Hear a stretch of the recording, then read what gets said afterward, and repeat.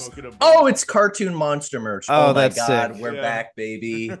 We're fucking back, boys. Yeah, you, it's do you, incredible, dude. do you know the name of the other guy on your shirt? Jabba's little dude? No, I never did. His name is. Oh, wait. I thought you were going for a spit That's, take. I got excited. No. I didn't want that to happen to him. That's why Oh. I was like, hold on, What I is can't. it? What I is can't I it? just wait for I him can't, to I drink can't when we just record. I can't just tell him that little fucking obtuse Muppet's name is Salacious T. Crumb while he has hot coffee in his mouth. That's his name. Galatius T. Crumb. Salacious T. Salacious. Crumb. That sounds like a rapper, but from like 1984 when they went like a hip hop, a hip hop, like Hey, fallacious it's me, T. Crumb. Salacious Crumb. Yeah, and I'm hanging here out to in say Jabba's bar. Salacious be going fallacious on your girl, dog. You gotta give. Stupid. So he sucks her dick? Yes, It's 2024. We're trying to be progressive here. You're You're the one from fucking San Francisco. What do you mean? I just wanted to make sure I understood At least we the got the cold open. mechanics. God damn it. All right, so that's all going in because now I'm going to start. Welcome to the Devil's Work podcast, the podcast where a trio of intrepid adventurers, myself going by Skeptik, that beautiful, wonderful laugh emanating from the belly of Sideshow, and all of the snark, criticism, and wonderful witticisms coming from witticism. Austin Gossetti Crumb. I'm a lyrical widow. This is the podcast where we watch the most fucked up movies in the world, and we do mean the world, and we do mean the most fucked up. Yeah, absolutely. Don't let our joy fool you. It's a defense mechanism. Yeah, for sure. Today we're going to be talking about the 1999. I would have for sure thought it was at least 2000, but I guess that's just how your brain works when you were born in the 90s. It kind of screamed 90s to me as soon as it opened up. Yeah, that also is like a 6 months difference, you know. Yeah, so. Yeah, exactly. So the 1999 Takashi Miike joint, Dead or Alive. It's not the one with the boobies and the volleyball. It's the one with the gangsters and the wanton destruction and violence. Yeah, and it made me really sad that it wasn't booby volleyball movie, because I was like, yes, finally booby volleyball game turned into a movie when you said that in the group chat. And then I was like, oh, Yakuza. And then I watched it and I'm like, oh, Yakuza. Yeah, dude, this is one of the most unhinged, if I can even say that about Miike, but like it's one of his more unhinged works. Like, just because it almost plays itself straight for a minute. And there are moments, and I will say this, there's a lot of moments that really endear you to the characters and get you like they give the characters stakes a lot of the time. And they are fucking great at balancing the goofiness and that in this movie. It is wild, bro. Yeah, this whole movie, I always do that. Like, if you like this, you'll like this. This whole movie is just Takashi doing a pump fake on you, because it, you know, we're gonna get into it, but it opens up and you're like, oh, there's my guy. This whole opening is my guy. And then for like an hour and like 15 minutes, you just get this dour, stake-ridden, like you said, just like detective cop versus gangs versus other gangs, just rivalry. And then it ends and they're like, oh, there's my boy again. So I don't know if you guys know this, but the two actors, so the Yakuza actor is Riki Takeuchi, and the detective is Sho Aikawa. They were both at the time. I know that name. Oh yeah, they're definitely both in a lot of movies that we've seen. Yeah. Riki plays the teacher in Battle Royale 2. Oh yeah, I thought he looked familiar. I was like, he has a very distinct face. And that's basically because of this. Because I think before this, they both played a lot of very straight Yakuza and detective movies, basically. So part of the appeal of this movie was, one, you have Miike, and two, he's combining these two stars of the same Huge genre actors, who yeah. have never been in a movie together. So they were both like the biggest guy for those kinds of roles. Yeah. So that's why in this one, they're in the roles you would expect. In the next one, it's flipped. And then in the third one, I can't even remember because it's so chaotic. And all I remember of that one more is than the this one. ending. What the fuck? Oh, Yeah. bro! If you haven't seen 2 and 3, No, I we're haven't. gonna have to. Yeah, I I'm wanted very, to I'm say, very excited. looking yeah. this up, I was like, oh, there's 2 other ones. If it's good, I'll check them out. And then when this one ends, I'm just like, what the fuck are you gonna do? What is there Yeah, to do? It's like Beetlejuice Yeah, 2024 AD. What are you gonna fucking Yeah, do? they're no, not connected. No, we're not doing that right now. We're not. Yeah. We're not. No, I'm sorry. I just got, a PTSD flashback. Yeah, Austin no, didn't but like the meme movie. I definitely agree with you, and it's cool too to see, because I was thinking about this the whole time. I was like, oh, literally. I mean, we've talked about Tarantino having being influenced by Miike in pretty much every aspect, but it's like in this one in particular, you could pretty much see like a lot of. I know Battle Royale is the that main one he opening points is to. so Tarantino. It's all just Tarantino. Yeah, It's all. that was my Tarantino. first thought. It was like that Metal Gear Solid opening, and then it just cuts to like a Pulp Fiction montage, and I'm just like, oh, okay, yeah, I'm in with like an '80s fucking bow bow bow wow. Yeah, wow, the bow, music and is I'm like, wild. oh my Dude. god, yes. Yeah, everything about this one was just like, and then I will say this was the second time I've watched this since I've actually seen it, but I watched it on Skep's fucking recommendation. So Same. yeah, absolutely. Like this was. There's just one scene I don't want to talk about. We're gonna have to talk about it. It and the fucking last thing sucks. I want to talk about and mention before we actually start is like, again, talking about like, if you have no idea what this movie is, please watch it. First of all, it's on Internet Archive, just like everything else. That's great because I love that website. But 2 things stuck out to me in this. You know how like animes will have long exaggerated titles like something something something, I went to a dungeon school and then I got turned into slime and then I ate her pancreas, like, and that's just the name of an anime. Like this reminded me, like, yep. That's one of my favorites. I literally did just take 2 titles and mix them together. That's the sad part. They're real.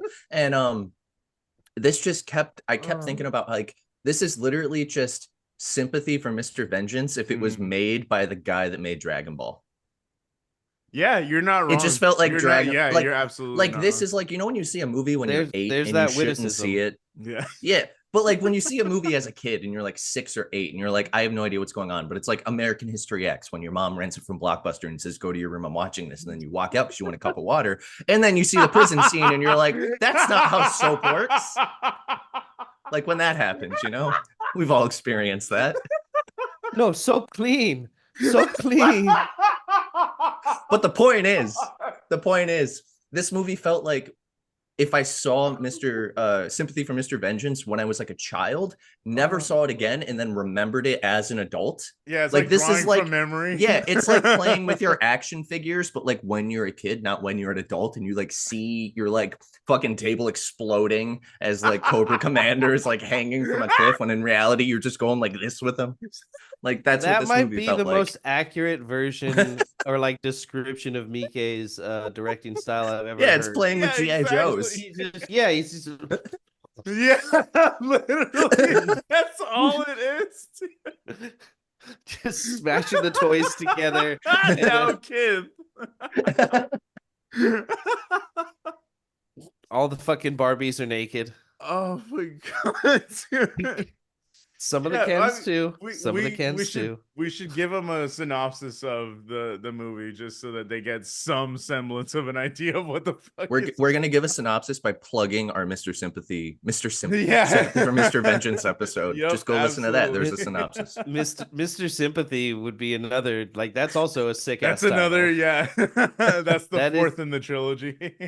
So the plot of this movie revolves around, and again, I love like watching these movies that I watched a lot when I was like really young and didn't like glean a lot of like greater meaning from, and being like, oh, even though it ends the way it does, this movie actually has like an insane amount of thematic like weight substance going on. There's a lot of substance there. So the whole idea is, this Yakuza and this cop are basically facing off at first without knowing, and then eventually they know, and then eventually they clash. And the thing with this guy is he's not even technically really a Yakuza. We do see some Yakuza and we do see some Chinese gang members, which I would assume is Triad, but like I don't really necessarily know. They don't go into it super much. Yeah, they really don't. But Riki's group they are ethnically Japanese, and their grandparents moved to China to avoid something that was going on in Japan. And then they came back now a couple generations later. So early on, they say, we're not Japanese, even though we look like it. We're not Chinese, even though we look like it. So these people who have no like solid identity place to go come back to Japan and form their own gang and seek to disrupt the power balance as the Yakuza and Triad are already warring. Well, they're warring, but then they're coming to a truce. So as things are getting better, these guys come in and make things worse. Oh, okay. I didn't catch that. I literally thought they were just like, okay, we're gonna get in there and fuck with everything while they're like fighting each other. Yeah. Well, once we talk about the opening, I'll be able to tell you something that'll like make a lot more sense. Got you. Please do, because I was fucking lost for some of this movie. Dude. So there's a gang truce going on, and then a new gang of like culturally confused gangsters come in, like a nomadic culture. Yeah, they come in and they just cause chaos. Okay. And because of that, it makes the detective's life a lot worse. Yeah, you could say that again. Jesus Christ, that guy. To say the least. Oh my God. This is a must watch. If you love Japanese movies, if you love Miike, if you love Yakuza, like we've said, it does start explosively, but then it becomes a detective story. It's straight up, dude. It's crazy how like invested I was with the characters, even at the goofiest of times. Like at the silliest that this movie gets, you're still like, oh damn, like I hope he pulls through. The pacing of this movie is like one of those like Looney Tune like Acme cartoon like circle bombs, because it's like super long and you see it burning and you're like, this is going to be silly. But then it burns for like an hour and you're like, I love a slow burn. I'm fully invested, but when's it going to get silly? And then it gets silly and you're like, when the fuck was this? What? And then it explodes and then your face is full of black powder. Yeah. That's the pacing of this movie. Yeah. And you just sit there like, oh, what the fuck? So good, dude. Yeah, and then okay, so I guess we'll get into trigger warnings, and the biggest one that I don't like, I don't really even want to linger on. I hate that. It's worse than that. It's way fucking worse. I know. Straight up bestiality. There, it's done. It's out. It's coming up. It's gonna fucking suck to talk about, but it's a part of this movie, a small one at that. But I did see someone online go, I cannot 100% say that was simulated. Yeah. God damn, all I'm gonna say is that when we get to it, it's a very hairy situation, but we're gonna gape our way through the tension. You're real sick fuck. God, disgusting. So there's that. There's a lot of violence. There's gets cartoony. I don't think.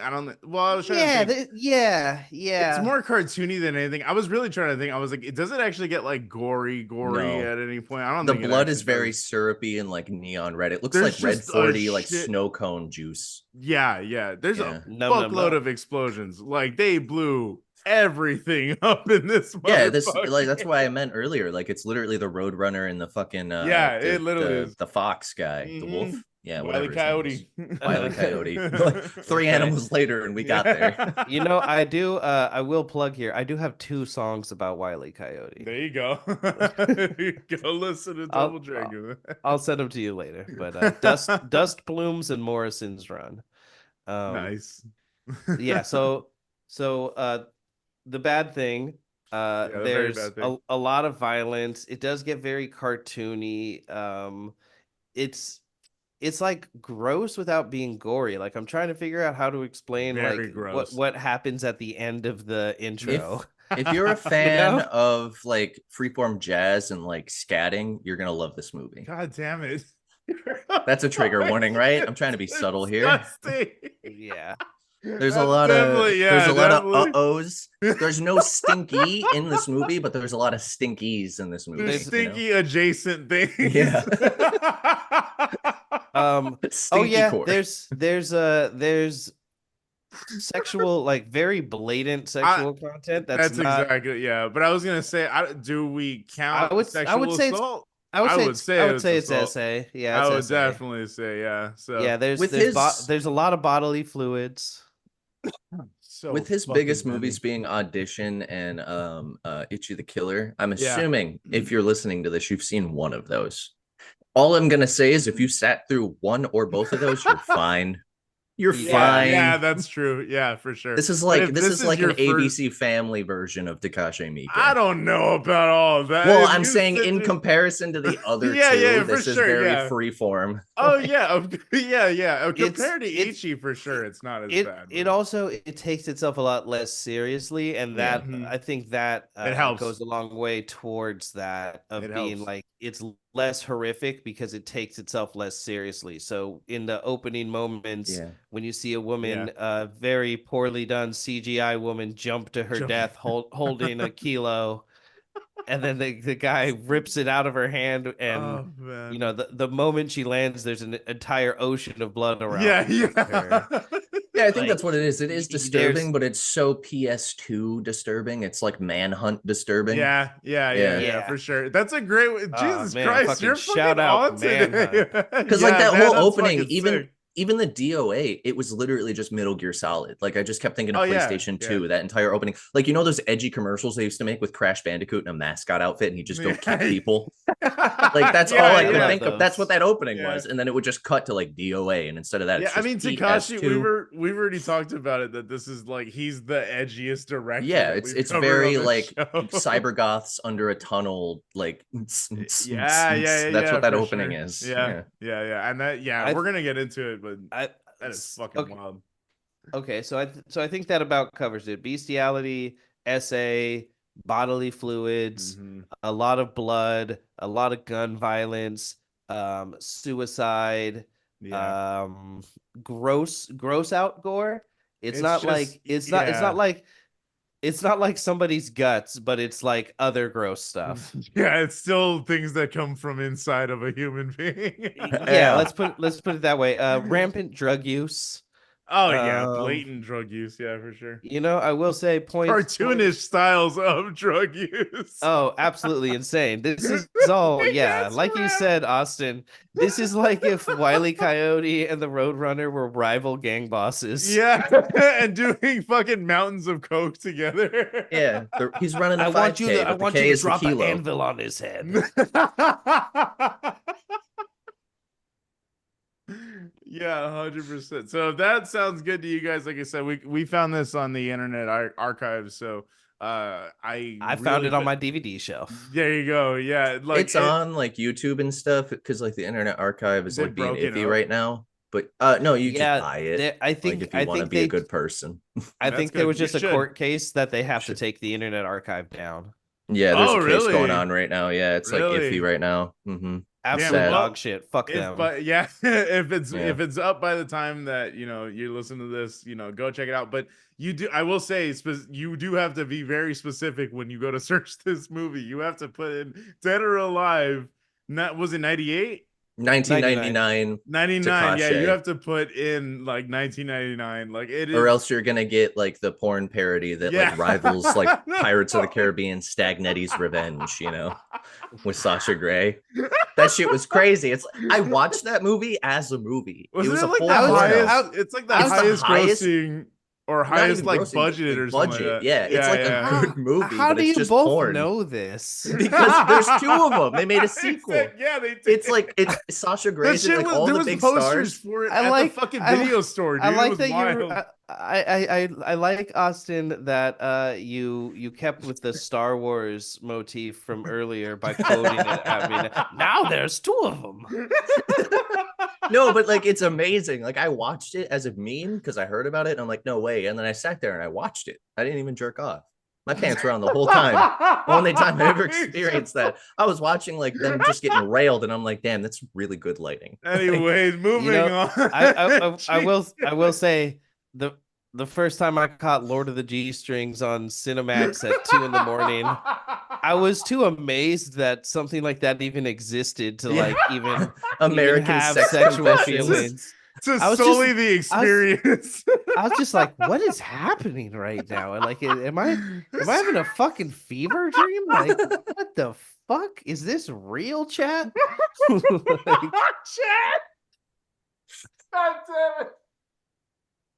I'm just gonna call you chat from now on. I'll be like, chat, clip that every time Joey says something stupid. Chat, clip that. that's funny. God damn it. Move it on. Fuck. Okay, so actually getting into the movie now. Fuck, man. So it Let's do starts with the most ridiculous, like Austin's right, like Metal Gear Solid esque. Yeah. It's just a shot of these two cool ass motherfuckers in their cool guy outfits, a suit Yeah. for the detective, And Shoei again, Kawa. I'm sorry to interrupt, but again, fucking Miike being so on top of the style of every single one of his movies, everyone looks dripped out, bro. Like Yeah. everyone, that fucking trench coat fit is hard as fuck. Very, bro. very Columbine era Japanese fit. style, yeah. Japanese style is always, A1, but like especially this era, like Yeah. turn of the millennium, like Yeah, especially like streetwear. yeah, yeah. dude. So Tight good. shirt, baggy pants, always gonna win. Yep. That's All right. right. Anyway, sorry. Go ahead. I want you to see my nipples, but not my balls.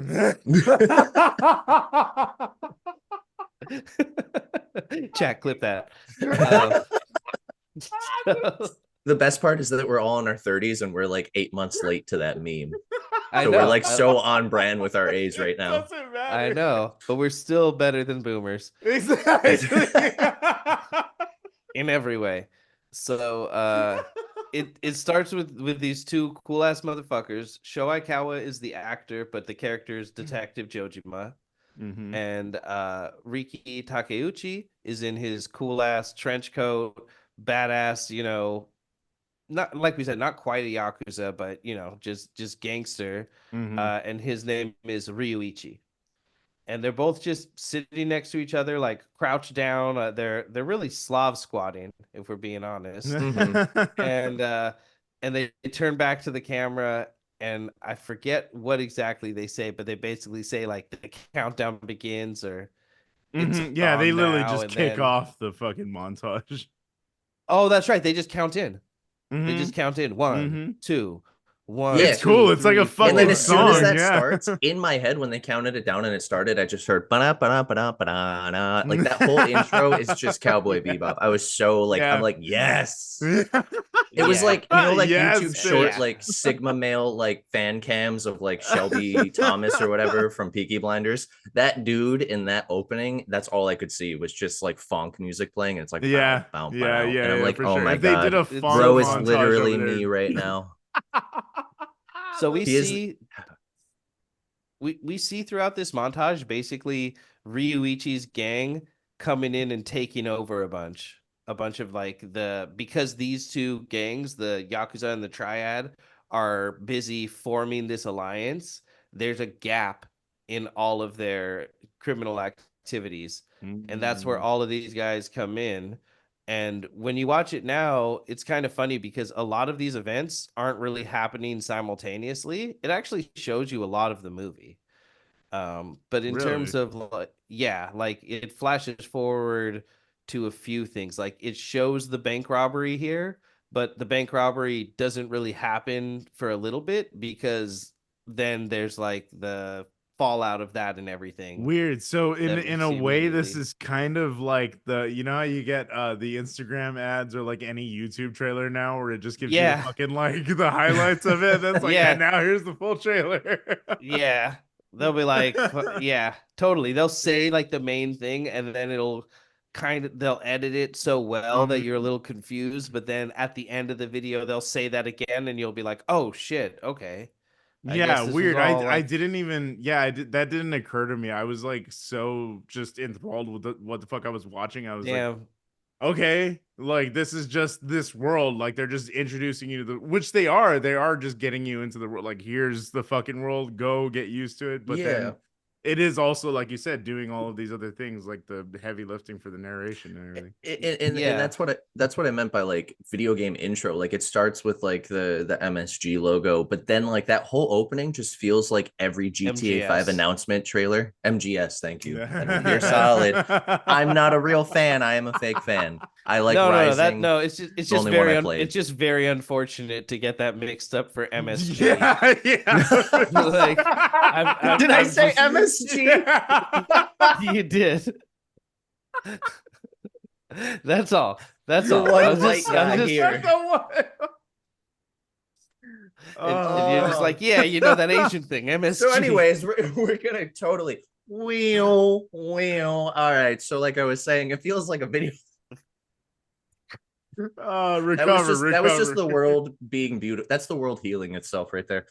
My AC's broken. I'm so sweaty. No, that whole opening though, it opens with that title, and then it just feels like every GTA announcement trailer where it's just shit, just crazy shit happening. That's super a great fast Jesus cut. Christ. Like the Austin, GTA Set to 6 flock of announcement. seagulls. Yeah. Yeah, straight up. That's so fucking accurate. Jesus Christ. So yeah, it's kind of like a trailer for the movie in the Mhm, movie, which is mhm. funny. So we see an intercut of a lot of things, but in terms of like what's actually happening at this point in the movie, we're seeing these guys coming in and taking over in so many ways. So we Oh, see okay. a woman jumping naked off of a building to her death, and she's holding a package of cocaine, Mhm. and a Yakuza comes up, rips it out of her dead hands and starts walking down the street, and we see a guy in a kimono with a rat tail who we come to find out is, I guess, kind of like Ryuichi's right hand guy. Mhm. um, and he starts following him, and then we also see a triad boss in a restaurant just eating bowl after bowl after bowl of noodles, just living to excess. Thought they were We're like, they're seeing, like in a strip club or some shit, right? Like, yeah, you're right, it's not even a They restaurant. He's always have the literally best food. Like it's Yeah. known. There you go. Like everyone knows this. It's a cross-cultural thing. God. Noodles, Okay. tendies, like they're always the best at strip clubs. Get it? Chicken strip clubs. I'll have your finest breast in all ways. Yeah, exactly. We also see some of his guys going in to a supermarket, and they just have like guns and clips Dude, and when he parts. pulls Like, the fucking Mac out the rice, I was like, yo. Yeah. That's when I was immediately just like, oh, I'm in. Yeah, It's dude, cool, I was but like now I'm just like, oh yeah, let's fucking go. Like, yeah, as soon as it happened, I was like, let's go, bitch. we see some sort of businessman. He doesn't appear to be a Oh, gangster. We see man. some sort of businessman snort a mile of cocaine. Yeah, the ramp that I was talking about earlier, he literally smokes up a ramp. Yeah, he runs while snorting this fucking coke. And then they have this Oh, just has to be man. mentioned. They have like a shelf at the end of the ramp just so he can like smash into it and feel powerful. Oh, fuck. Oh shit. It literally, I'm just looking at it to make sure I catch everything. It literally shows the end of the movie. Oh yeah, that's funny. Yeah, I figured it was gonna be in there if they were showing everything. Yeah. Yeah. So we see a series of hits being carried out with those guns that they took from the supermarket. We see the guy in the kimono that was following that Yakuza. He kills him, takes the cocaine, and then ends up just raping some guy Yeah. who I think like just witnessed the other murder. Dude, See, I had so we no idea what the fuck, see, where he came from. here, I didn't know anything. I've said this a few episodes ago, and I feel like you two really broke me by asking me to do this with you. Because when I watch that, it's like in hindsight now, it's the most disgusting, vile bathroom. But like I was like, maybe they're just enjoying themselves, you know? Like I don't know. It didn't seem. Hey, Maybe no, it did. I fucking. But like I'm get so it's the, desensitized now no, that it's I'm the just like, editing. yeah, it's like the it was like a editing. YouTube, you know, like how YouTubers like quick cut, like, Yeah, hi, my name's Fred. I'm doing this. Yeah, I'm doing that. It's yeah, you literally brought like up YouTube Fred quick cutting so many porn. times. Shut up. I know I'm old. But it's like a YouTuber editing for Pornhub. That's what that sex scene felt like. In the worst way. Like a mukbanger editing like a gangbang. Chat, clip that. Don't muck my yums. God damn it. Fucking motherfucker. God. So we see these guys go into the strip club and they start throwing grenades. Absolutely fucking flinging grenades, dude. That was wild. This motherfucker just clipped. All right, we're done. When they decided to take over a criminal empire, they were like, let's go. Yeah, we're not we did not come to fuck around. So we have the gangster, the triad boss that's in there, and he throws the table, like flips it over and tries to run away. And as he tries to run away, he takes a shotgun blast to the back, and all those noodles he's been eating just come flying out. Was that what it was? I was Yeah, wondering, I was yeah. like, did he just go fucking alien on me? What the fuck was that? I felt bad because my first thought, because our detective kneels down with those noodles and he picks up the noodles. And in my mind, Oh yeah. I just was like, he's going to look at them and say, noodle. And I was like, that's stupid. Why would he do that? And then he looks at them and he says, noodle. And I was like, oh my God, I love this man. This is the greatest movie I've ever seen. Please go on. I'm sorry. Yeah, it's so good. It is actually, that's the thing. Like the movie might not be self-aware, but Miike definitely is self-aware. And he puts these little things in there for, I think, like, you know, the real ones to find. Yeah, he's a silly guy. Yeah, he's a silly little fellow just living in the woods with the other nymphs. I'm not convinced that Takashi Miike is a natural born human. Yeah, exactly. It's actually he's not of this realm. It's a think tank of all the sickest motherfuckers. Yeah, for sure. God. Oh man. So we see that. We see him get taken out, and then we also see Ryuichi walking down a very crowded street in Shibuya. He's actually at the Shibuya Scramble, which is that very famous, it's like the four-way crossing, and then it has the X in the middle. Oh yeah. So people can like cross diagonally. It's like one of the busiest intersections in the world. And that's where he walks down the street. There's a clown walking with a shotgun, like that was fucking amazing. Like wrapped in newspaper, like it's like a bouquet of flowers. And he just grabs the shotgun, walks down the street to the car where our insanely coked out businessman is. Yeah. And climbs on the top of the car and blows his fucking brains out. Yeah. Just paints that windshield. That's the thing. It's such a cool opening. Like when you hear the word cool, this is the opening that comes to mind. Yeah. This is the exact type of shit that comes to mind. Everything that I just said is like within 5 minutes. Literally, and there's within so 5 much minutes. more in it. Maybe not even. Maybe like not a even minute 5 and a minutes. half. Yeah, I would say maybe like 45 2 seconds. Like yeah. it's so fast. It's like a. I haven't pulled up gum commercials. It's 5.5 minutes. Damn. Yeah, all right. Yeah, crazy. Oh yeah, because they bring it back but slower. Yeah. And I remember thinking that. I'm like, because like they start talking for a minute. And then he like does like a call out, and that's when he says noodle. And then it goes back into the riff, and I'm like, dude, that's the hardest fucking call out to a riff I've heard all year. That's amazing. God damn it, Austin. Comes back but slower. It does, and it's amazing. Oh man, you know what? I should point this out before we get any further. I can't believe I didn't think to mention it earlier. They're both in Yakuza games. Oh, really? Which Are one? they? Yeah, Riki's one of the main villains in Yakuza 0. Fun. And then Sho Aikawa is in Yakuza 5. That's Okay. so fun. Cool, dude. That's cool though that they like remained in those roles too, you know, and we're always willing to do that. Yeah. Yeah. They know the type they've been cast. Yeah, they're like the J.K. Simmons They lean of their into it. country. Yeah. Yeah. J.K. Yeah. Simmons. He knows who he is. Yeah. He wants for pictures sure. of Spider-Man, and he gives it to us. Yeah. So from there, I believe the next scene that we get is Ryuichi and his guys standing in like this big, muddy, wet field that appears to be like some sort of graveyard, which also plays into like their whole cultural displacement thing. Yeah. Like they don't have anywhere to bury That makes their sense. mom Yeah. except for Yeah. this random fucking wet, gross land. And I will say it's such a beautiful fucking like It's my favorite shot, set like a design in yeah, that movie. the set is Yeah. so good, dude. Mhm. that's And definitely also- that's definitely just a field they went to.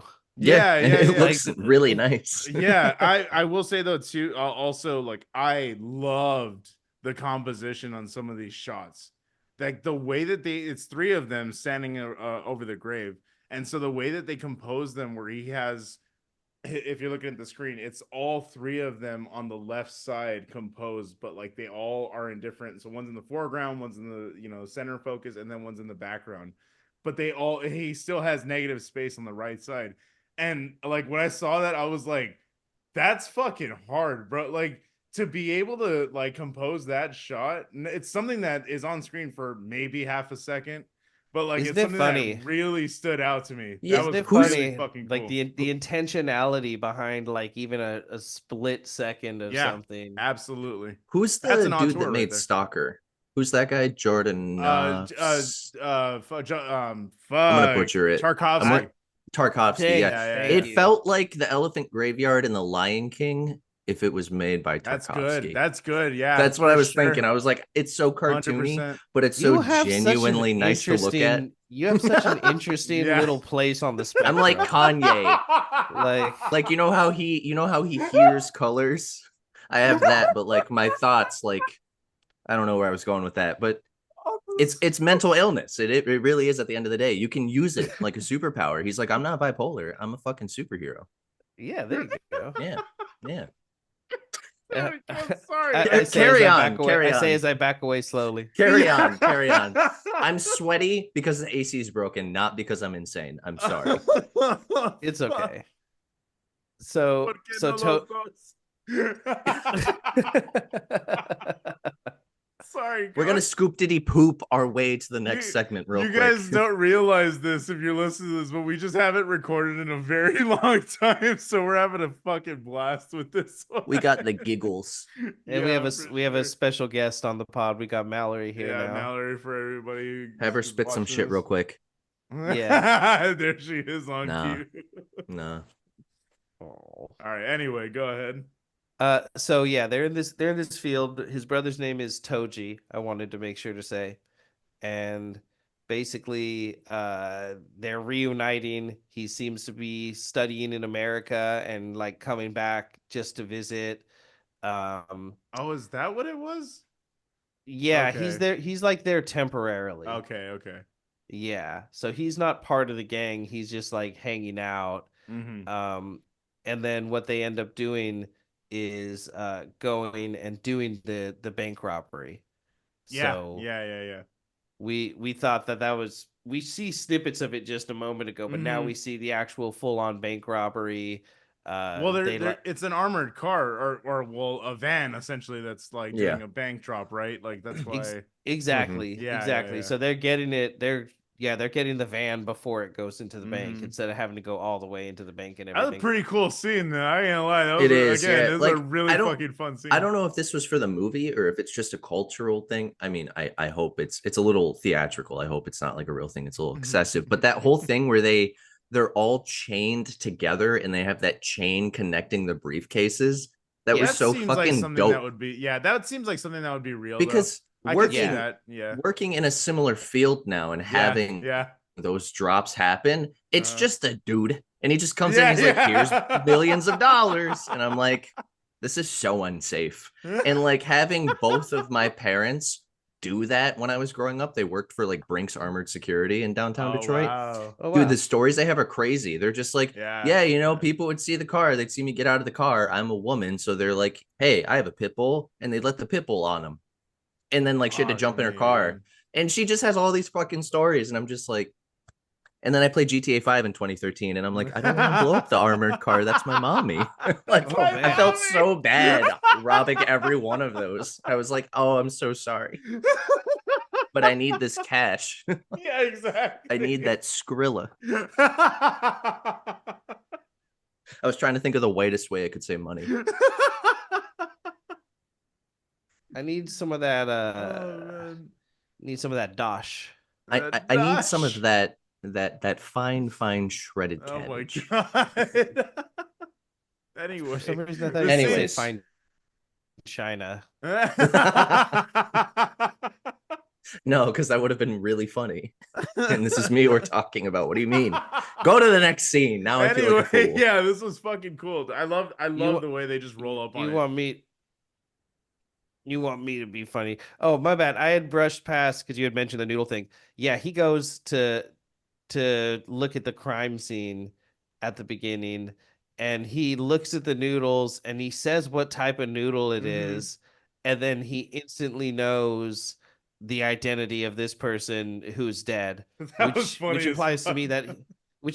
that like they couldn't ID this guy because he's a Chinese triad member, so it makes sense that he wouldn't be in like the Japanese Exactly. you know Like, yeah. database. They were like Suchi-chan noodles. I wrote Yeah, it down, yeah. but I know I'm butchering the pronunciation and then he was because I like, thought it was hilarious. I had to he was write that like, down. must be Chan Feng. Yeah. I took yeah. notes up until that scene, and when he went Suchi-chan noodles, I was like, yeah, I'm not taking notes. I'm fully You're like, locked all in. right, Let's fucking go. When my thought was he's just gonna look at it and say noodles, and I'm like, that's probably racist, dude. Like, just because they're Japanese doesn't mean they just go noodle. And then he just looked and he said noodle, and I'm like, oh, all right, I'm locked in. Let's fucking go. I put the notebook down. I'm like, there's no pretension here. I'm just enjoying this. Nope, absolutely not.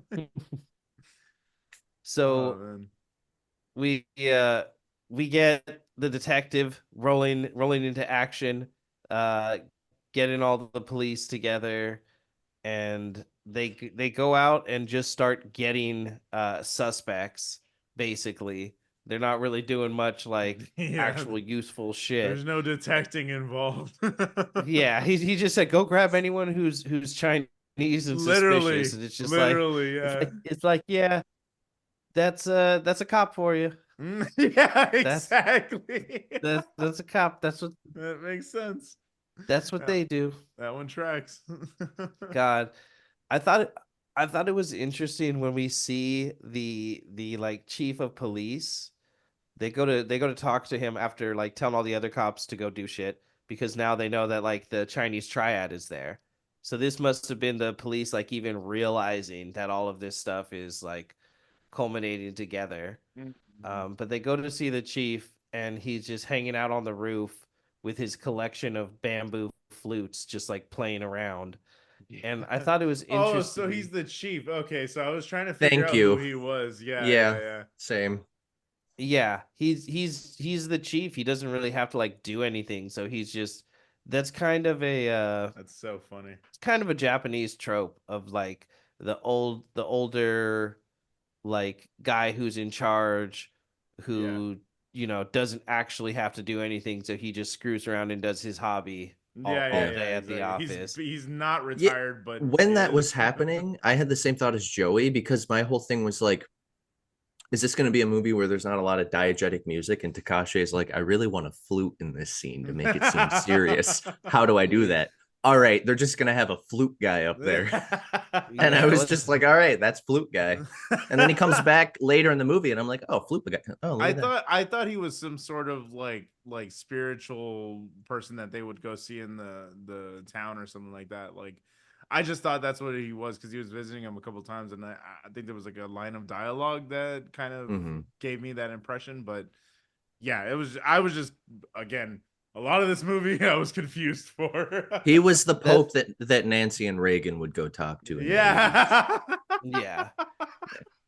That's why he's like on the roof, is because he just goes to the roof of the building where no one will bug him, and then occasionally. But it's also a Miike movie, and a lot of Miike movies end on roofs or take place on roofs.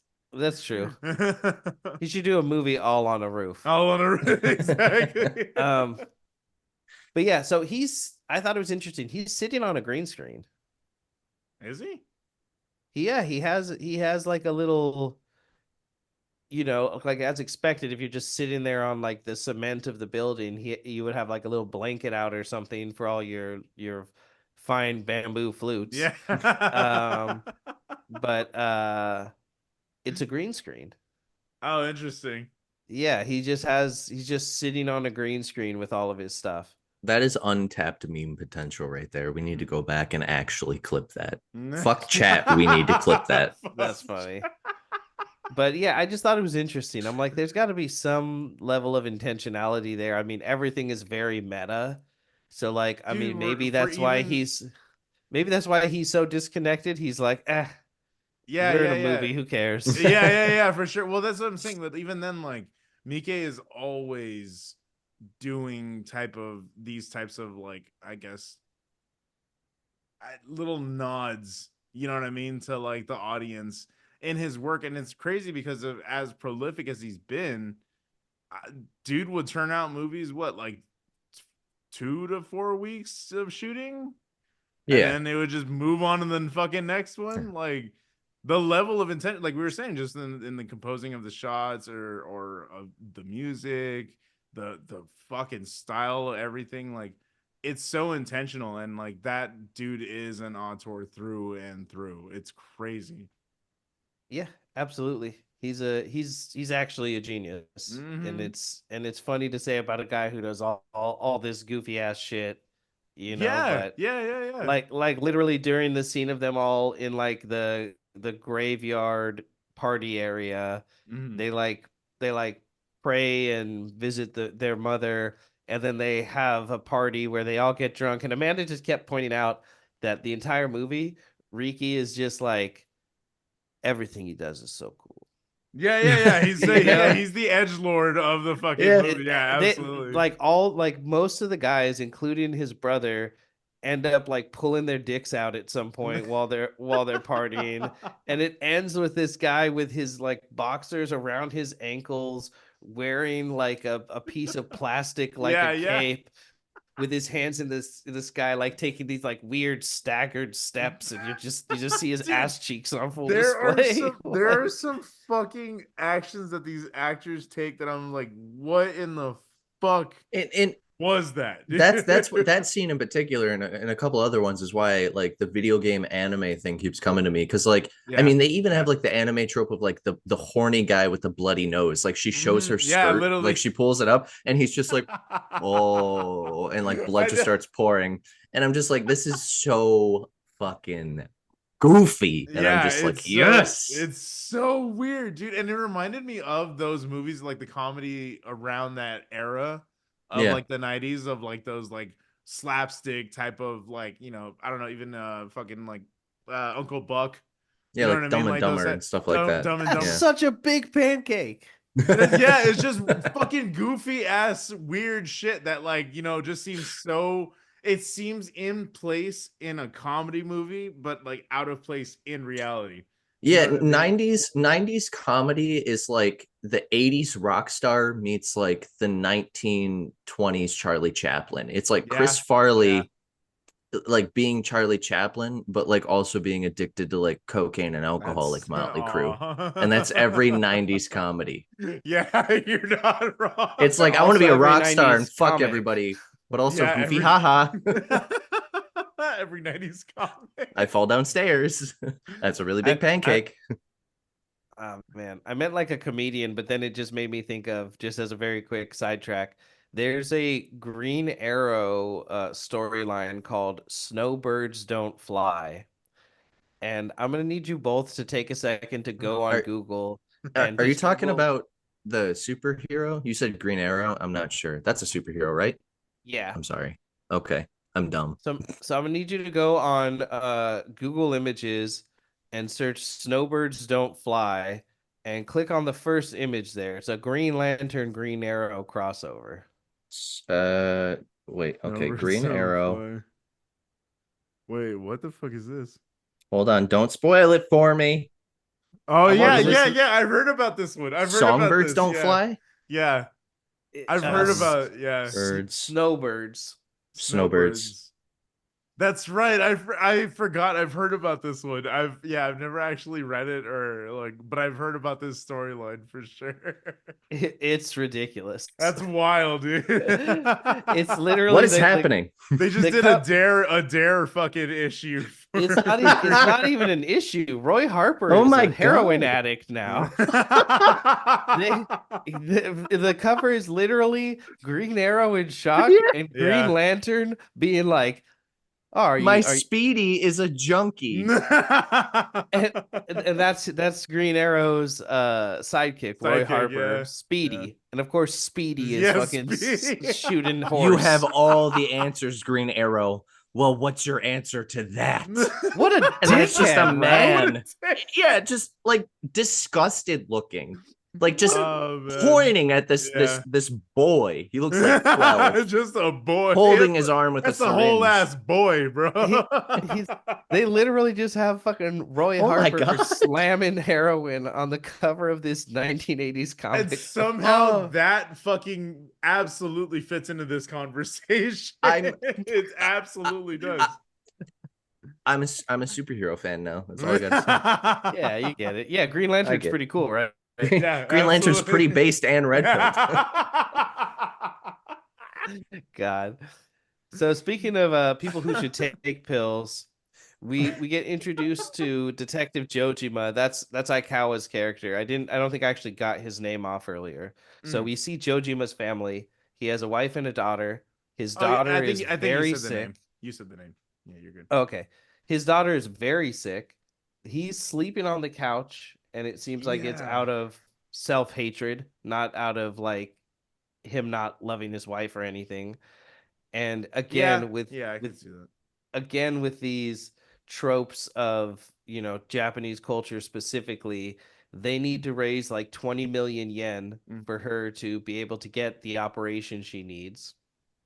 And the wife is like, okay, because we never get her name. She's just Jojima's wife.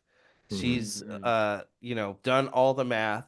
She's told him, I can get a job, we can save money, and basically he just will not allow her to do that because of his pride.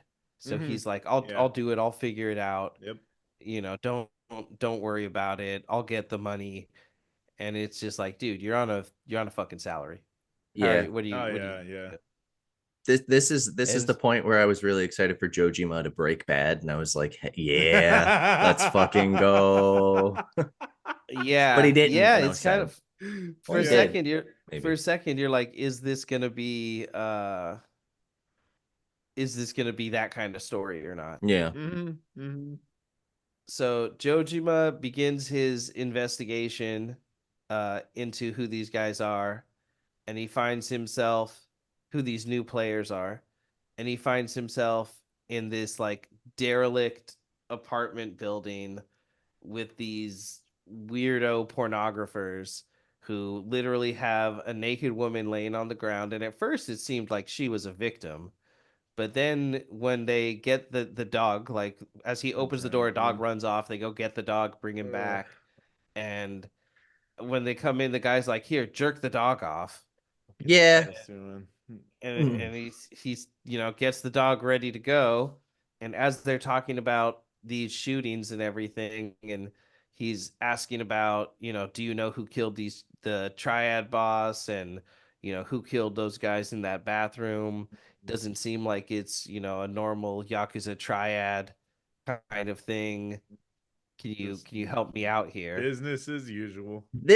And here's the thing, this scene, in the beginning of this episode, I was like, this is your guys' fault. You guys broke me. Everything is everybody else's fault. But when that scene opens, he walks up that stairway into that hallway, and you see the dog running out, and the guy's like, grab him. And I was like, he's going to fuck that dog. And my brain just went there. I was like, he's going to fuck that dog. And I was like, my second thought was, I'm sorry, I had to do it. I regret it immensely. My second thought was, why the fuck would you think that? And then my third thought was the next scene, I saw her laying on the ground, and I'm like, oh, he's not going to fuck the dog. The dog's going to fuck that lady. And then again, I went, why would you think that? And then the dog fucks the lady. And I'm like, oh, I'm actually the problem. Yeah, I'm realizing this now. Like, I am actually the problem. You invited me here because I am also a degenerate. You didn't make me that. Yeah, this is my anti-hero climax where I accept who I am. I am Venom. Oh, you got the answer for everything, Sideshow. What's your answer for this? We are Groot. We are Goon. We are good. Yeah. Goonum. Yeah, and right as they actually start getting the proceedings going, he ducks down to take a picture. Thank you for putting it so subtly. he ducks down to take a picture from underneath, and definitely gets Jojima in the picture. And Jojima, like, the flash goes off, and he's like, yo, what the fuck? Like, like I'm a cop. What are you doing? So basically the guy agrees to be his informant and see what he can find out about all this shit. And then it cuts to the triad and the Yakuza bosses talking together. And this is why I feel, there could be the confusion of who each gang is. Because there's like one triad boss who's ingratiating with the Yakuza, and they're like, yeah, fuck the Russians. We should be working together. Basically, the enemy of my enemy is my friend. Mm-hmm. Yeah. So there's like there's a lot of weird like actual political implications to a lot of the shit that they are doing and saying in this movie.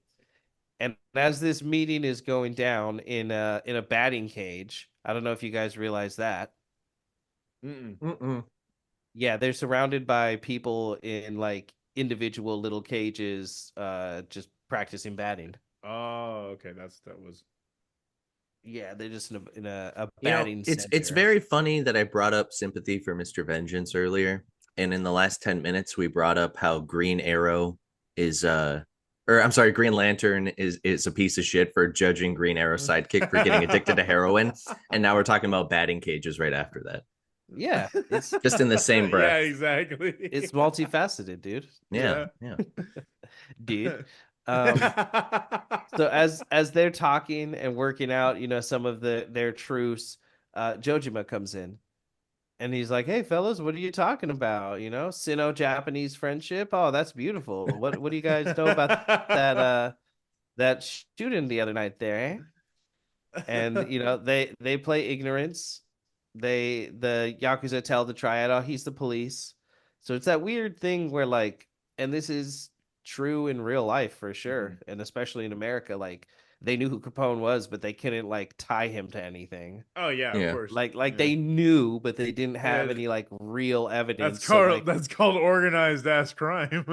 Yeah, so you have these moments where they're like literally, hey man, you guys gotta knock this shit off, and they're like, I don't know the shit you're talking about. Yeah.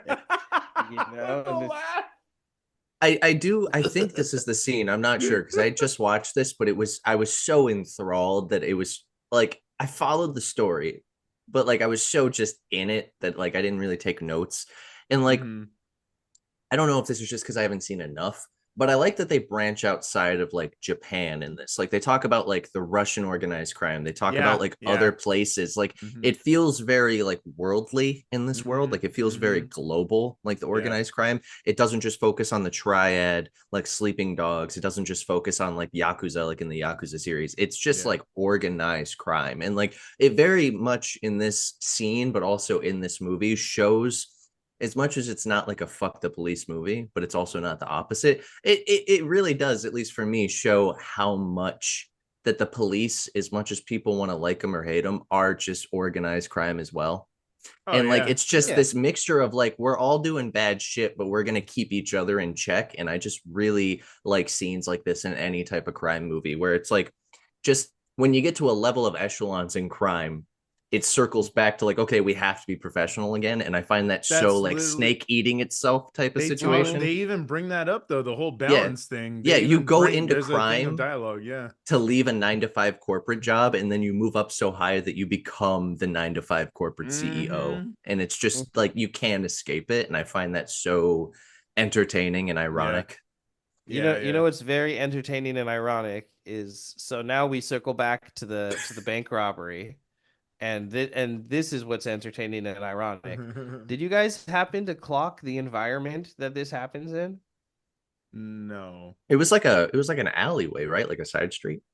Not really, no. I could literally point to you on the map in the Yakuza games It exactly where this bank robbery see happens. this okay, this is what I wanted to talk about. This is the Oh scene. damn, he Yes, lit okay. up, I'm dog. no. Oh, I remember. I This remember. this Oh. is this is Kabukicho. This is the real life Kamurocho. Okay, Oh, I didn't cool. know that, but what I noticed is you can go on and explain and I'll interrupt when it's needed. But like carry on. I'm happy you brought this up. No, that's pretty much it. This is the Okay. All right. real life district that Kamurocho is based on, and so in the games there's the theater square, and then once you go through the theater square like to the west, there's an alley that runs like north to south, and it connects like the upper part of the map to the lower Mhm. part of the map. And so if you go through the theater square heading west, and then you make a left to head down south, that's exactly where this little robbery happens. This Oh, that's this sick. scene literally and again, you've played a lot of them. You're really invested in the lore. I I've only played pretty just much every single one. and I just got into it like last year, or maybe like 2 years ago, with whenever Like a Dragon came out on PSN.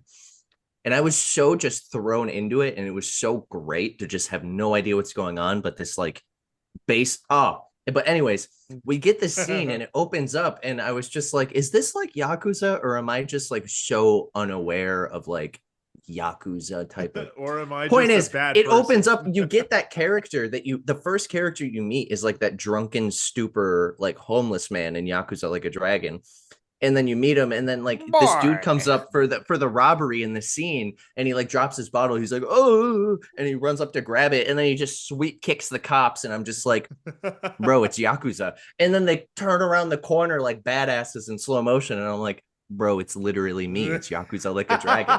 And then It's literally me. from here on out, I'm like, this is my Joker moment. This is the Dark Knight, but Yakuza. I love this so much. I'm junking here. This is my Yaka moment. God. But yeah, I just thought it was really cool, like noticing that. And then as they're running around, like tracking it and being like, it's really crazy how accurate the map in the game is to that like several square blocks. That's fucking hard. I didn't That's know cool. it was that spot on. The only game I know like that is like I got a name drop real quick. Detroit Become Human. They literally, like from what I understand, had like the Google Map type of cars come out here when they were developing it. And it's just like 1-to-1. Like it's great. You like you That's need to play cool. that game. That's But cool. everyone needs to play that game. It's such a fun story. But yeah, no, I didn't know it was that in depth in the Yakuza series. So that's really nice to know. Yeah, this place, and then Sotenbori, which is real life. I think real life it's Dotonbori, and in the game it's Sotenbori. But Mhm. then it's literally just yeah, it's really Dotonbori. Um, but it's literally just again like 4 or 5 square blocks of this real life place in Osaka. Like, where they have the big long canal in the middle, and then there's like a walkway on both sides, and then all the buildings that are like all lit up. Yeah.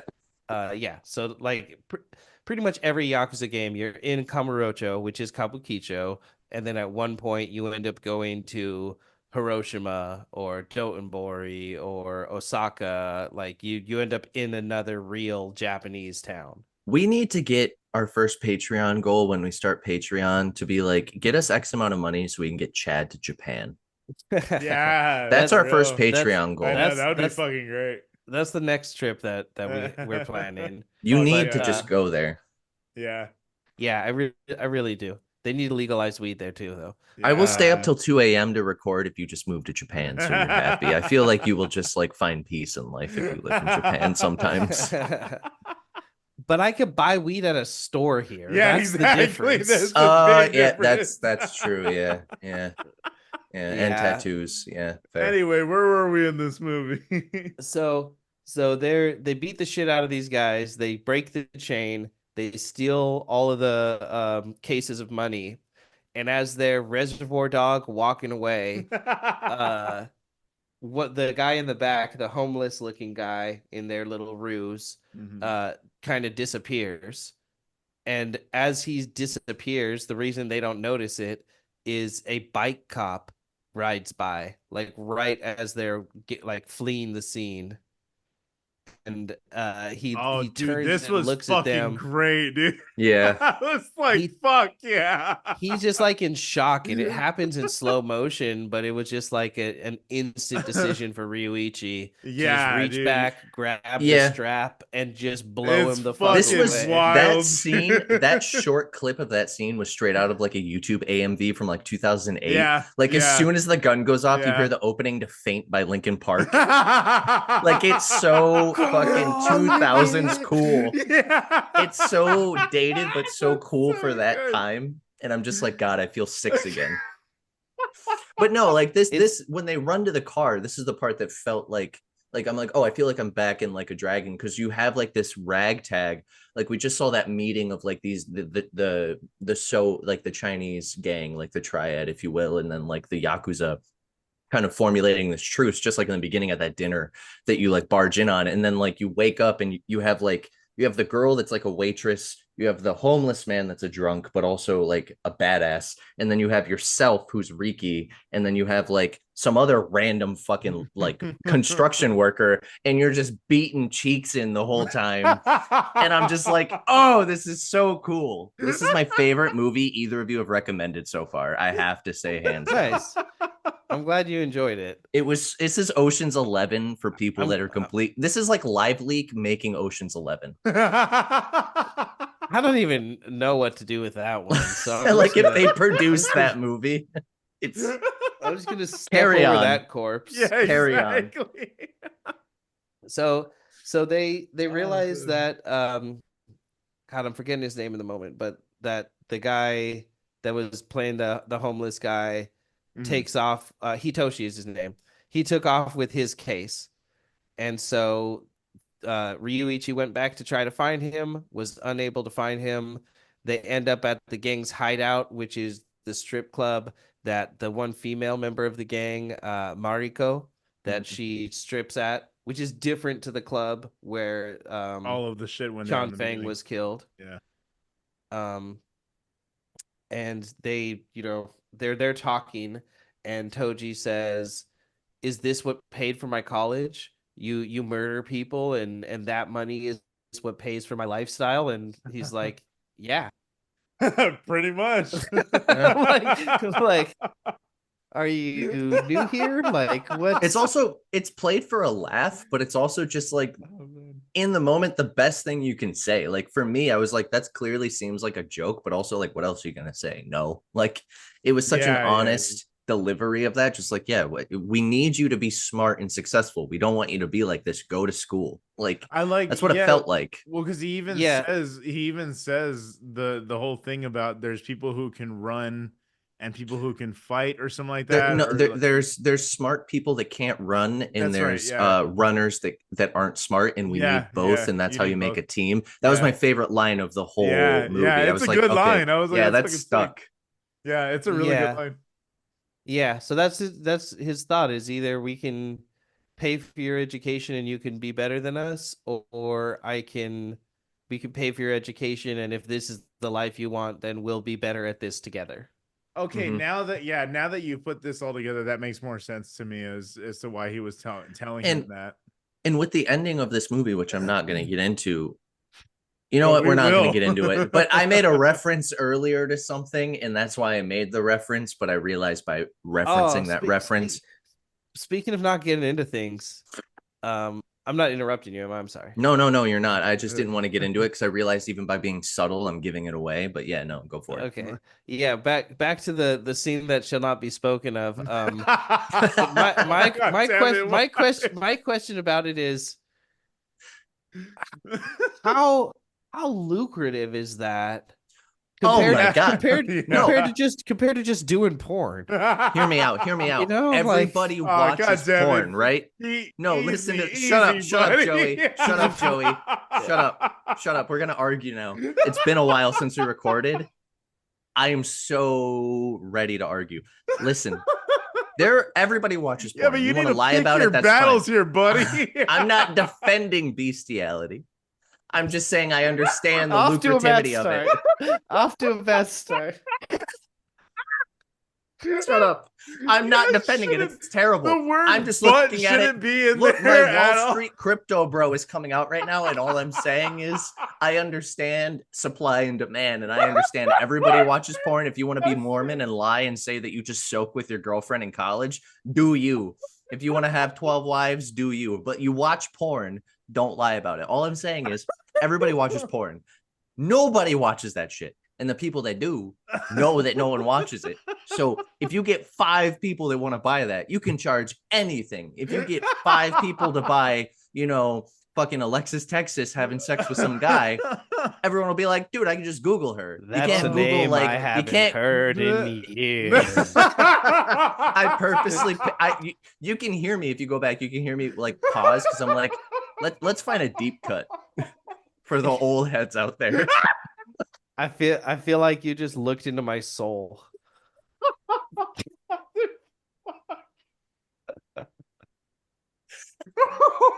But listen, lucrative is an understatement because you get 5 people, they'll spend $2,000 fucking USD on that shit. USD. I don't know what yen is. I saw 20 million yen, and I'm like, what is that? 2 grand, 20 grand, $200,000? I don't know. I thought about it because it's about 14,000 yen is about $100. I thought it was about 20,000 from playing Yakuza. I kind of just started assuming and started guessing. They make it easier math in Yakuza. There's actually some parts where it goes back and forth from USD, but they just make it like 10 to 1. It's like tipping your waitress. You just kind of assume. You're like, move the decimal somewhere, and that's what you give them. No, always tip your waitress. We're talking about Tarantino films. Absolutely. Yeah, tip your waitress. Exactly. Yeah. But no, bestiality is bad. Don't do bestiality. Don't film it, and don't sell it for profit. But all I'm saying is it would obviously make a crazy amount of money other than a random blurred out girl's face. That's all I'm saying. Because You know what? You got to cut this out, Joey. I'm having the post conversation clarity. Oh my god, the 30 people that listen to this every week are going to be so disappointed in me. I'm not cutting a motherfucking thing. You know what the worst part is? Yeah, I was going to say he can't cut it out of the video. So yeah. But no, I mean, I guess I understand that. I was just thinking of the economics of it. I was just like, why even go? I was like, why even go through mechanics? This? Not the mechanics, right? I mean, I'm assuming if I were to film something like that. I mean, mechanics always try to upsell you. Like it just makes sense, stupid. No, but like I'm assuming if you're gonna film something like that, you gotta enjoy it a little. So I'm assuming the people filming it are into it.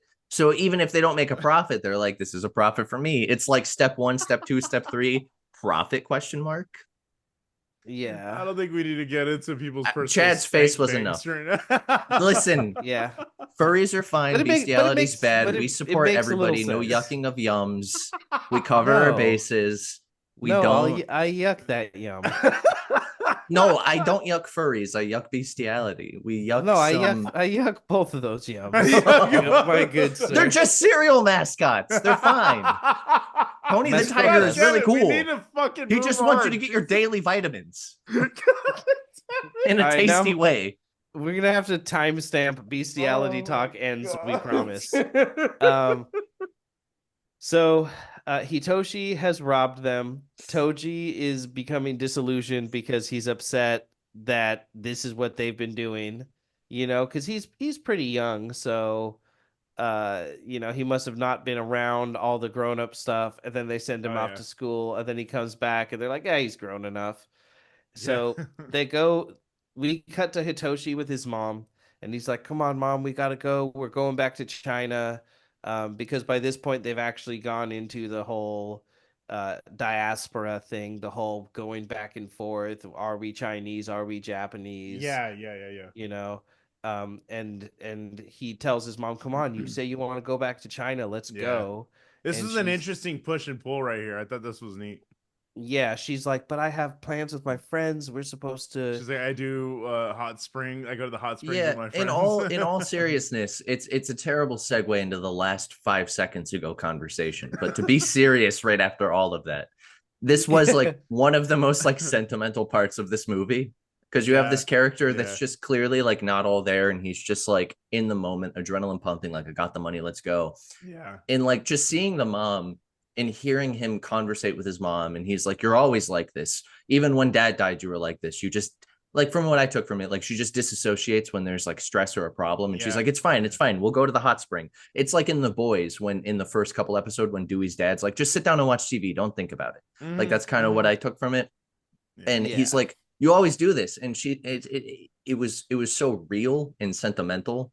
And there's like these nuggets of like that's pure drama in this, and then it just cuts to like fucking Roadrunner hitting a wall. Like, a fucking anvil dropping on a head. It's and this whole scene, this like 5-minute scene, and what leads up after this was just so genuinely like, "Oh, I'm back in. I'm not manic." This movie feels like BPD, like the mania, the up and down the roller coaster. Like it feels like, "Oh, I'm manic. Oh, I'm depressed. Oh, I'm manic. Oh, I'm depressed. Oh, I'm manic." And it's been 6 hours. This feels like untreated BPD without Seroquel is what this feels like. Yeah, for sure. God. So he's telling his mom, "Let's go. I'm gonna go." I think he says he's gonna give somebody a little money or something. He has to pay back a loan. He was paying Riki, I thought, the 30,000 yen, which I assume was like $3,000 or something. Because he in the next scene, he's like, "Here, I even have the money," and he pulls it out of his sweater. It was Yeah, I don't know. That would be even more naive than he is. I know. It's bad. He's straight up robbing them and leaving. So he's he's going to give someone else the money, but when he sees them around the corner as he's trying to leave, he tries to play so he's innocent. He's like, "Oh, hey guys, that was really crazy earlier, huh? Kind of got separated. Oh my God, Toji, it's so good. You gotta come see my mom, man. You gotta come see my mom." And everyone's just coldly. Well, you know that like when they're like grabbing onto people and everyone's just like shrugging them off, kind of thing. Like, it random reference. This felt a lot like, have you seen the Basketball Diaries with Leonardo DiCaprio? Like when he's putting his hand through the door and he's like, "Can you give me some money, please?" Yeah, that's right. Like that's what this felt like. Scene. Like they clearly like loved that guy. Like they felt like childhood friends, and like they're like, they even tell him, they're like, "We're not mad at you that you even took the money. Like you betrayed us." And he's like, "I didn't betray you. Like it's here." And they're like, "Nah, dude, like you fucked up." I love what Riki says after this, though. Like, oh my God, it's so good. But it is fitting. It is, he did try to betray them in a big way. And so he goes to run away. And as he goes to run away, it's very key that Toji sees this happen. I'm so surprised that he came, but I guess because he didn't want to believe they would do this. But yeah, or maybe he just didn't know. You know what I mean? Maybe he was Well, like, oh, maybe they're gonna rough him up or beat him up or Yeah. something. You know what I mean? I don't know if they would have lied to him necessarily. He's you also know? like, we see throughout his character, he's 17. He went to America to like go to like a college. I'm assuming it's like a nice high-end college. Like, he's just naive. He's as naive as this guy, but in like not an intelligent sense, but in just a hopeless romantic for like the good in the world. Yeah. God, and as he goes to run, I'm trying to think of the name of the guy. I think Satake is his friend, the guy who was wearing the kimono earlier, who wears the goggles. Every time they get into action, he puts on he like just swim goes goggles. on goggles. Yeah, they're fucking sick though. I love him. He's got a fucking Anakin Skywalker rat tail. Yeah. He's like the drug addict. They all have like these archetypes that are like a lot, because like right before he gets out of the van here, they have this conversation where he's like, and then you can see God, and then the girl's like, you really need to lay off the stuff, you know. And he's like, no, look, and he takes his shirt off, and then like this happens. He's gonna try to fuck her is what happens. Well, yeah. He's very sexually aggressive. We had enough kinky talk like 5 minutes ago, so I was trying to like elude my sexual. So that's a good reason to write off the crimes of the oppressor, huh? I'm not writing off the crimes. I'm just saying I understand that it's lucrative and I understand why the crime exists, but I think the crime's bad. I'm trying to play the fence here for once in my life, even though I know that fence sitters are worse than anybody. Continue. You're funny as hell. Oh my god, dude, you guys are fucking killing me. So Ricky doesn't zigzag, then he gets his back wet. What are we gonna? Oh, love me. Come on, Staples. You're stalling here. Fucking beautiful. love me some Vince Staples. That was beautiful. I really love that. God. So yeah, he goes to run away, and Satake goes to chase him, because even Satake, I don't think they had decided what they were going to do with him until this moment. That's what I mean. And Ryuichi whips his gun out and kills him immediately. Fucks his ass. Shoots him in the back. Yeah. And he's dead here. Yes. And I have a question for you.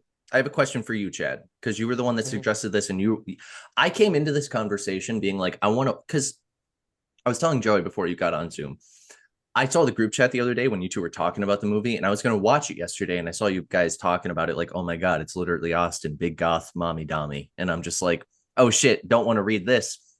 And then I decided I'm going to watch the movie right before the conversation because it sounds so wacky and crazy and not serious. And then I'm watching this, and this scene in particular, I'm like, this is so heartfelt and real. And like, I was not expecting this from this movie so far. Right before this, when he's going into like a terminal of something, maybe like a subway or something, he flashes his ID and he says, I'm handicapped, and he's pretending to limp, I'm assuming. No, he's not pretending. He does have a limp. He has he has it through the whole movie. Yeah. Do you? Yeah. I'm not even saying this as a joke. Do you think his character is like supposed to be like slow? Because every choice he makes here, I do think he is supposed to be. His delivery and his performance and his like dialogue is so genuine here, when he's like, I literally have the money right there. I have it right there. Yeah. The money is yours. I just wanted to show my mom. I didn't. And they're like, well, why didn't you tell us? And he's like, because I just wanted to show my, like, it didn't feel like villainous at all. It didn't feel like backstabby. No, it just all earnest. Yeah. And then their reaction, like you said, they hesitate for a moment. And even our main Sigma male grindset guy with the trench coat, our fucking bad bitch with the fucking Matrix glasses, is even like hesitating. And then, you know, what happens. And that was one of my favorite scenes, because it's just like, they clearly loved this guy. Yeah, it's a really good but one. they had to do what they had to do. And then I don't think he was totally innocent, but I do think that he believed that it wasn't going to be a big deal if he did get caught. This was him looking at the pretty flowers, you know, like that's what I took. Pretty much. Like this is of mice and men right here. Like I was like, but I didn't know. I'm like, am I overthinking this? It's a silly movie. No, like, it was such a good scene. Yeah, it's a fun. There's moments of like genuine drama in this, and like that endearing to the character. The one line that I really like is Ryuichi telling well his brother, he's like, we would have died for him, and we couldn't say the same about him. Or he couldn't say the same for us or something like that. I forgot what it was, but yeah, like I love that line so much because it put all of that into kind of context immediately. You know, yeah, their heartbreak, the fact that they didn't want to do this, but if you're gonna be a part of this group, it needs to be like you need to be down for the actual cause and like for the group, the good of the group. You know? So yeah, that was fucked up. But it was a fantastic little scene, like you're saying. Yeah, it's hard. It's a hard moment to be in, and like I mean, fuck, dude, I'm having kind of a moment like that in my professional life. This one of my like friends at work is kind of fucking me over, and I'm gonna have to confront him and be like, "Yo, how long have you been doing this, man? How much money do you owe me?" We're gonna talk about this after the recording. Yeah. No, because I'm going through a similar I'll thing with someone who's not a friend, but someone I hate at work, and they're kind of doing the same thing. So I want to trauma bond over this when we hit end. Okay, so Jojima goes back to the pornographer, for lack of a better word, and the provocateur. Indeed. And they're eating, and as they're eating, like he brought a meal to this guy's apartment, and as they're eating, the dog is running around like happy as can be. And wait! You're talking about the scene where he like pays for the bill at the end. And he's like, "Give me the receipt." Yeah. That's the same guy that they filmed with. That's the same dog. Yeah. That's why there's a dog in the room. That's why. Oh my god! Yeah. No, wait. I was so happy when I saw that scene for the wrong reason. No, the scene started like that. I'm glad it was this scene. I don't. I know there's like a thing. Is it JoJo where like every time you see a dog, something bad happens in JoJo's Bizarre Adventure? Yeah. And I was just That's like, oh no, up. a dog. Something bad's gonna happen, and then it does. Like I said earlier, like when it ran down the alley, and I'm like, he's gonna fuck that dog. Can I fuck that dog? But then when I saw this dog, I'm like, they're not gonna two-time me like that. They're gonna win me over and then do it a third time. And then nothing bad happened to the dog, and I didn't even realize it was the same guy. And I'm like, oh, that's such a cute dog. I love that dog. I love that dog. That's such a cute dog. That's a lot of Pepsi bottles, but I love that dog. Like, you should lay off the fucking Pepsi, but I love that dog. And I didn't realize it was the same guy. And I'm like, that's such a good owner. That dog looks so happy. No. Sarah McLachlan music is stuck in my head for the rest of this episode. I swear to Christ, dude. That's funny. Oh my god. So this guy tells him there's a new dope route into Yokohama, and that's what a lot of this is about. They're bringing in new heroin through a new route coming from the Chinese mainland, and so they want to take out the Chinese so that they don't have a supply issue, and they want to take out the Japanese so that they don't have to fight for the turf that they're on. That makes sense. So he finds out about this new dope route into Yokohama, and he calls his partner, who says it's his day off, so he has to bring his son with him. So that's why we get like the little kid sticking around for a bit. And so the guy tells him, go to this restaurant and ask for Kaku. And so they show up. He says, hey, I'm here to talk to Kaku. And the guy says, everyone here is Kaku. Yeah. And he tells him, you know, this guy sent me, blah, blah, blah. And he's like, oh, then you want to talk to me. Yeah, he's like, the porn guy sent me. Yeah. And so he tells them essentially where to go to stop these deals, and gives them a little bit of information about like where Ryuichi comes from. And as they're leaving, Ryuichi walks by, and the two men like almost brush shoulders. Yeah. As they pass each other in the street. When they did brush, like right before they touched, I was like, shoulder check him. Do it. Do it. Assert your goddamn dominance. Like I was so ready, and then it didn't happen. And I was like, I almost like that more. It speaks to there's a few moments that Jojima has that are like Batman-esque, and one of them is here because after that he pauses and turns around. Mm-hmm. Have you seen the memes of like the it's like the Wojak of the girl with the black hair, and it's like if girls had a time machine blank, And then, or it's like, yeah, and it's like, and then it's like if men had a time machine, and then it's like the Chad with like the blonde hair, and he's just like, yes.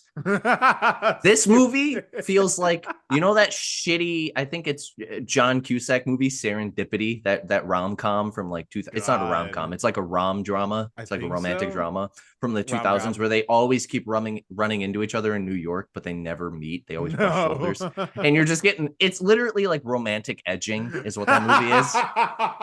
Like they're just about to meet, and then it's like, oh, fuck.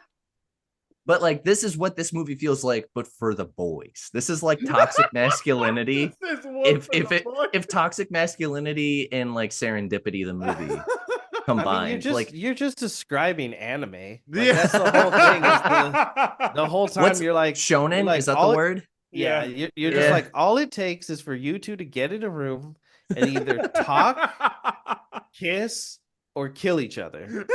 And that's why I don't watch it, and I cut to the chase and go to, rule34.com. There you go. Sandy Cheeks just sucking up fucking semi trucks. Oh my lord, I hate you. No, but I want to talk about, in a serious note, that scene where they're talking to that cook. Shut the fuck up, Joey. It's stupid. They're talking, and he has this little like monologue, this little like rant about 5,000 years of Chinese cuisine, and he's like, I am the master, I am the culmination of 5,000 years of like taught information. And that seems like a running theme of this movie, this cultural divide of like China and Japan. And like, it was cool seeing that. I shouldn't say cool, but it was interesting seeing that, like, in all seriousness, this like cultural divide from outside of my own cultural like understanding, and just seeing like these two cultures kind of clash. And like, America, unfortunately, is at the forefront of every country's politics. Like, if something happens here, everybody talks about it, and we have a lot of like talking points that are global. But it was cool to see like these two cultures clash, and like there's a lot of this like nuanced, I wouldn't say it's racism, but this like this prejudice that all no it is, but like I was specifically looking for the term prejudice. These prejudices that like pop up in conversation, so like nuanced and like genuine, and like not always out of hatred, but just out of genuine ignorance, like you experience a lot in life. Like, I experience where I live more racism that is taught and not even realized, like just said naturally, than it is like genuinely spoken out of hate. And this movie had a lot of that, where like there'll just be these subtle little like quips and these little tangents where they're just like, well, your food is blank and this is blank, and there's one later where our 17-year-old character, the brother of one of our leads, is talking to him, and he's like, yeah, in America not every minority is in a gang. That was a great, and that stood out to me. And that right there is the most in-your-face version of what is layered so much. It's like peppered through this movie. It's kind of like Lahane, where they just show you like prejudice from not a Hollywood perspective, but a very real life ignorant perspective. Absolutely. And this conversation, this whole scene had it a lot, and I liked it a lot. Well, Miike does that a lot in his movies. I've noticed, like in a lot of his movies, he handles that cultural divide between Chinese and Japanese cultures. He really does. Even in what was it? I was just watching Blade of the Immortal, and it comes up in that as well. Yeah, Blade of the Immortal is about that. That's exactly. It's a very big thing, man. That they are just the two countries that are closest to each other, and so they've had a lot of beef with each other. It's the same thing with like France and Germany, where it's like for all intents and purposes to us from outside perspective, it's like, you guys aren't even that fucking different. What's the deal? And well, because that hatred goes back centuries. Goes back centuries, though. You know what it's I mean? Like Ohio and Michigan. At this point, it's a meme. Like, we're like, fuck Ohio, and they're like, fuck Michigan. But there is like actual historical roots there. But it's been like hundreds of years, not hundreds, but it's been like so many decades, so many generations, that we just have t-shirts that say like Muck Fishigan. And like, we just buy them because it's tacky. Like, people in Ohio that like sell those, and it's like, we don't even know why we hate each other anymore. That's we just the hate cutest shit I've ever heard. Yeah, it's like a common thing. People in Ohio wear those. That's pretty. But there is this like really cool historical video. I'll send it to you later. This isn't the point, but the point is, it is cool seeing that like division. Yeah, for sure. That's natural and not exaggerated. Yeah.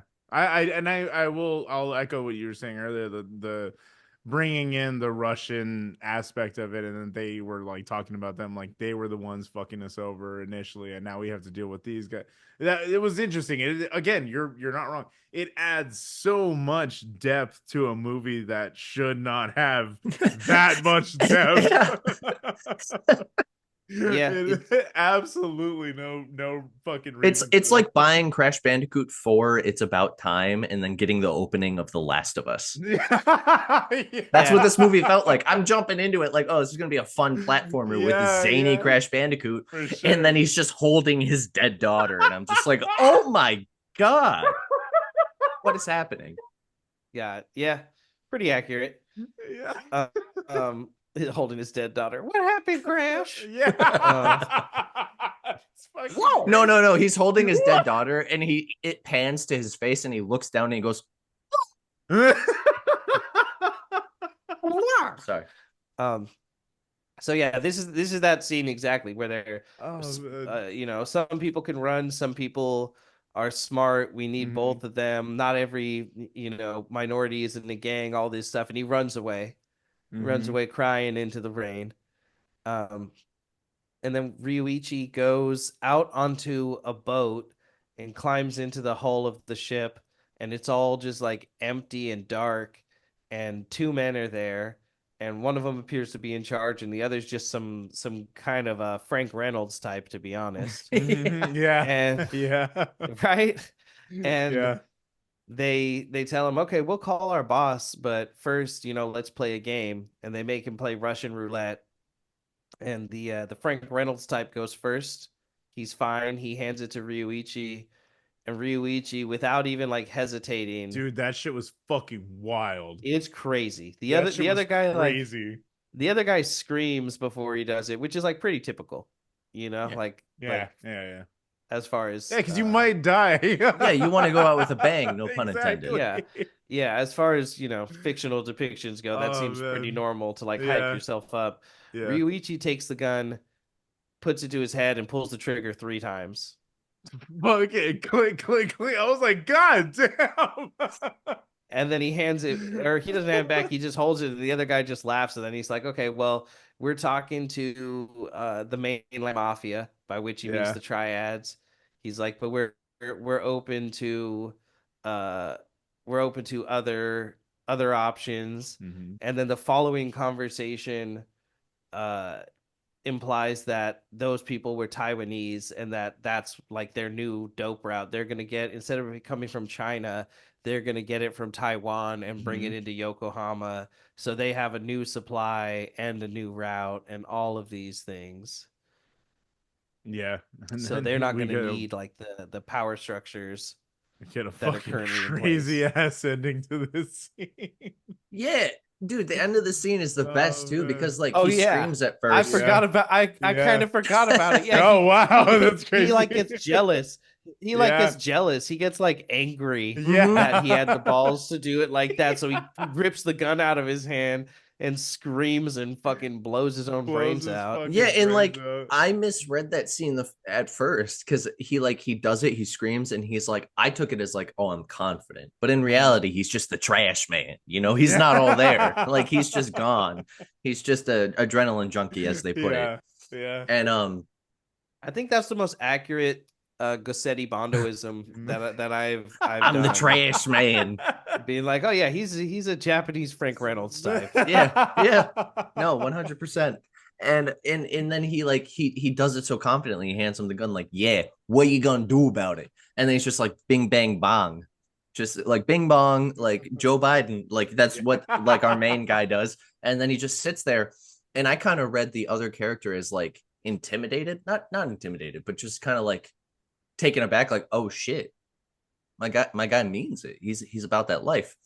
So like when he took oh, sorry, go ahead, keep going. No, you're good. But like when he takes the gun back, I took it as just like, oh damn, I'm in my place now. And then the scene ends, and then he just screams and blows his brains out. So with the way you put it, that makes a lot more sense, because like the way I read it when I watched it, he was like, oh damn, all right, cool, all right. I'm crazy, but I'm not that crazy. And then he just screams and goes, ah, bang. And then, yeah, no, it makes a lot more sense that he's just like, let's fucking go. Yeah, and I will say again, fucking hard set. That set is so fucking cool. Like, I love that. Like, well, they look like they're inside of a storage container. It's fucking it's like a shipping container in a boat. And yeah. like, it's funny that I brought up Detroit Become Human earlier because it was like unintentional. But when I was watching this, well, it wasn't unintentional because it was like subconscious. But when I was watching this, there's like a couple scenes in that game that are in a similar set where you're in like a storage container on a ship, and like just the light peering through with the rain pouring down. And then we have not our main character, not that adrenaline junkie, but like the second man to the right hand man. You know what I mean? Like the right hand man. That's the term I'm looking for. Like him just like soaking wet and like the light hitting his shirt, that white shirt popping with the red walls. It felt a lot like the mud room in Videodrome, like that orange room with the clay walls. Yeah, totally. And I was just like, this is so like treacherous.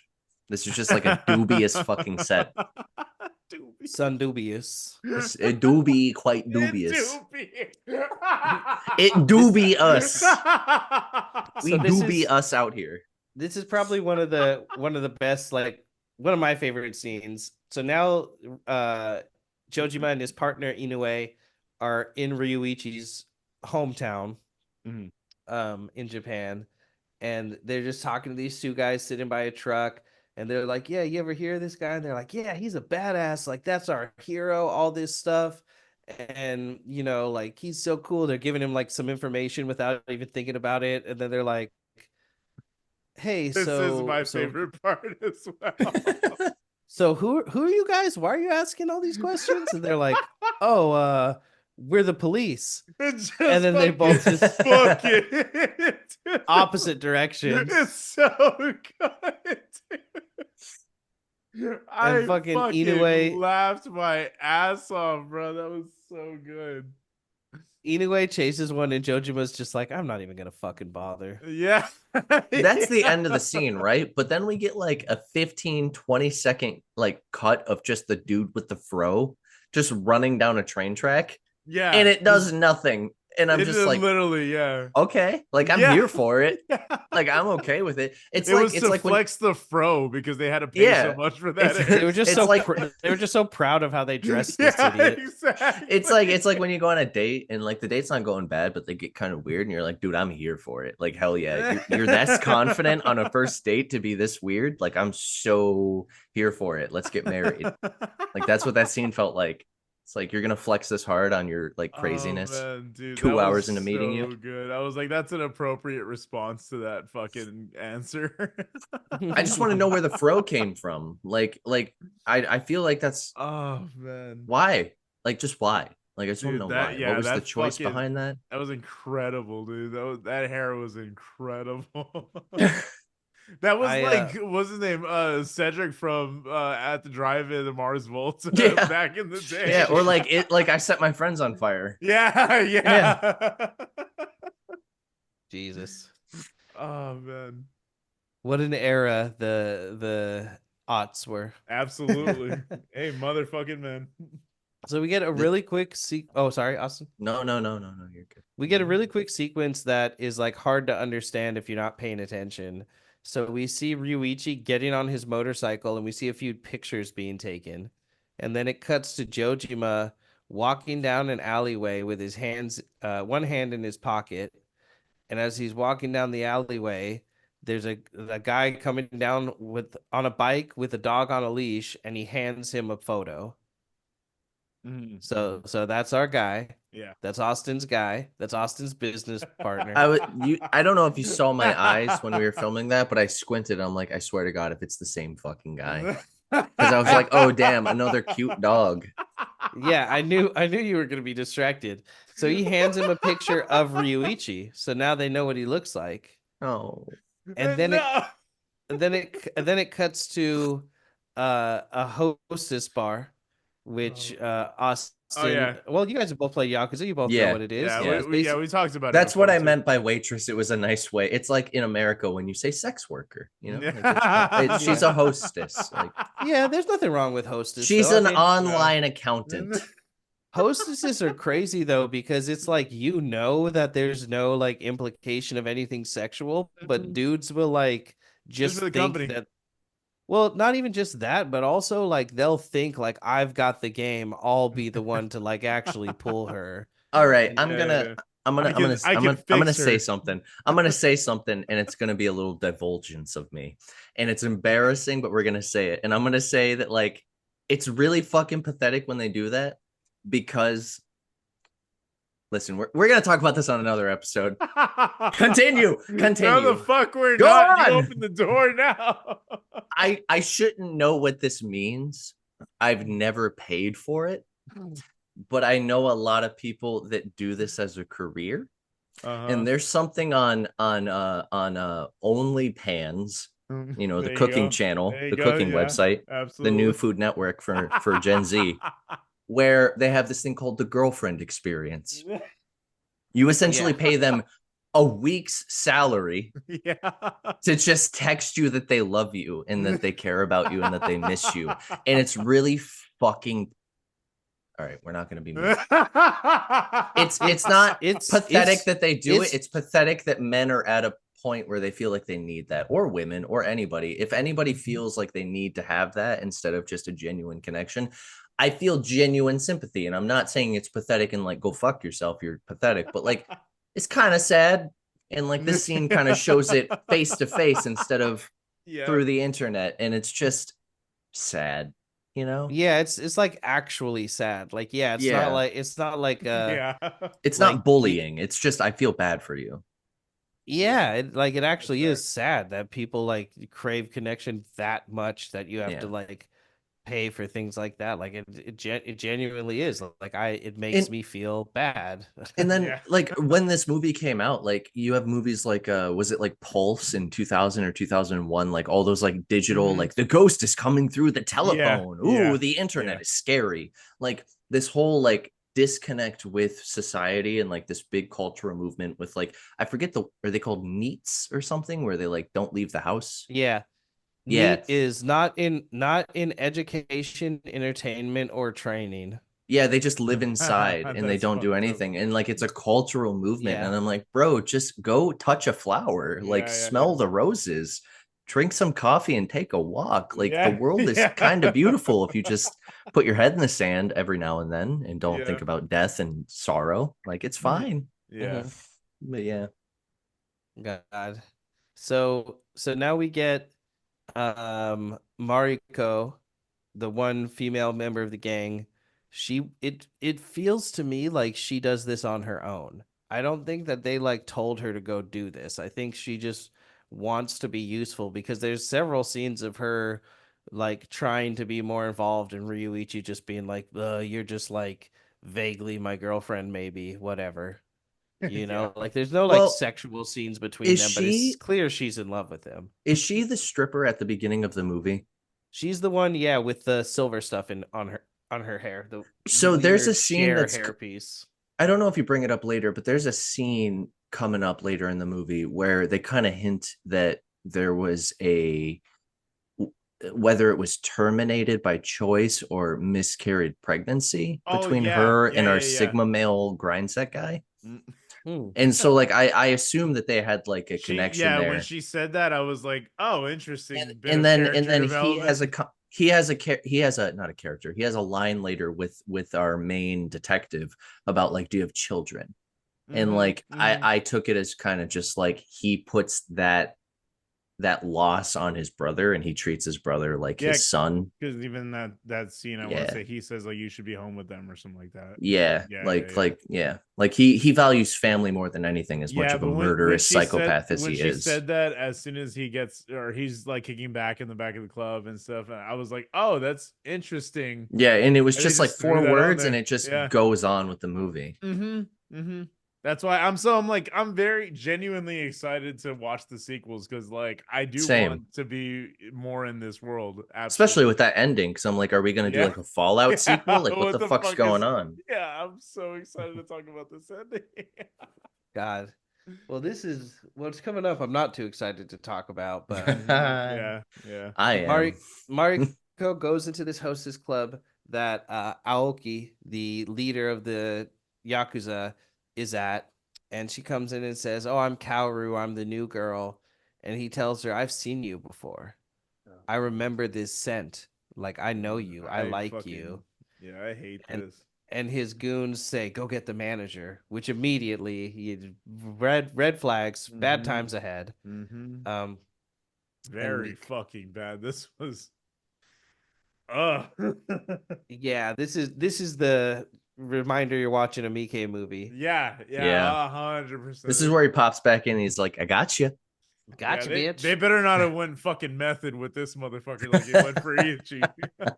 Yeah, right. Oh my lord. So it cuts to Ryuichi sitting in the interrogation room. Like we said, they can't pin anything on him, but they want to try and scare him. Oh, this And was the moment you talked earlier. You said that he's basically Jojima's basically like a Batman. I was like, this is just their Dark Knight moment. yeah, exactly. Yeah. So, It's just Batman and Joker.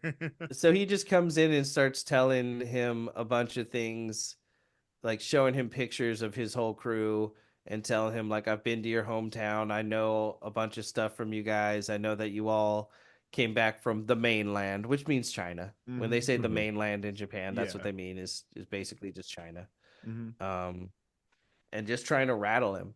And it doesn't really work. Yeah. But they know that this it's motherfucker him. didn't flinch when he had a gun to his head. Yeah, it's like a cop's not gonna scare it's like him. the yacht scene in like Wolf on Wall Street where they're like, "Gotcha, Yeah. bitch," and he's just like, no. Like that's... Yeah, they're trying so hard. They're like, "Oh, your little brother studies in America. Your guys' parents are dead. How are you paying for that?"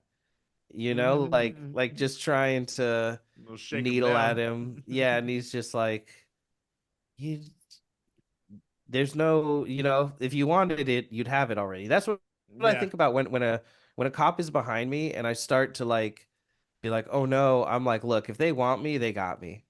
Yeah. Yeah, for So sure. If they follow you more than a block, they're waiting for you to fuck up.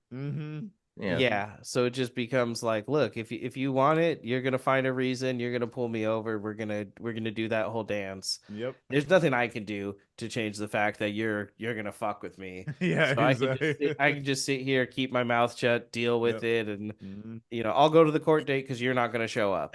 Yeah. And I do want to say, as much as I'm not a car guy, shout out, I don't know that your name offhand.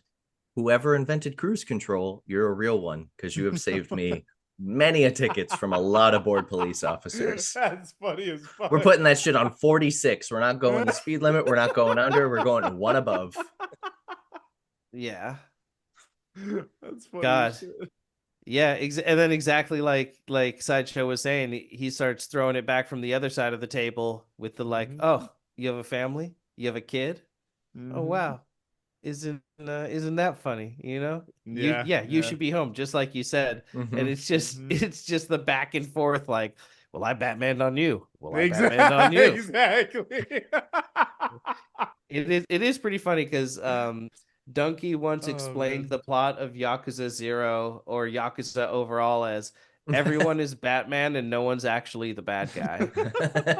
Because it's always like you're like fighting to the death and then like you gain a mutual understanding, during that fight.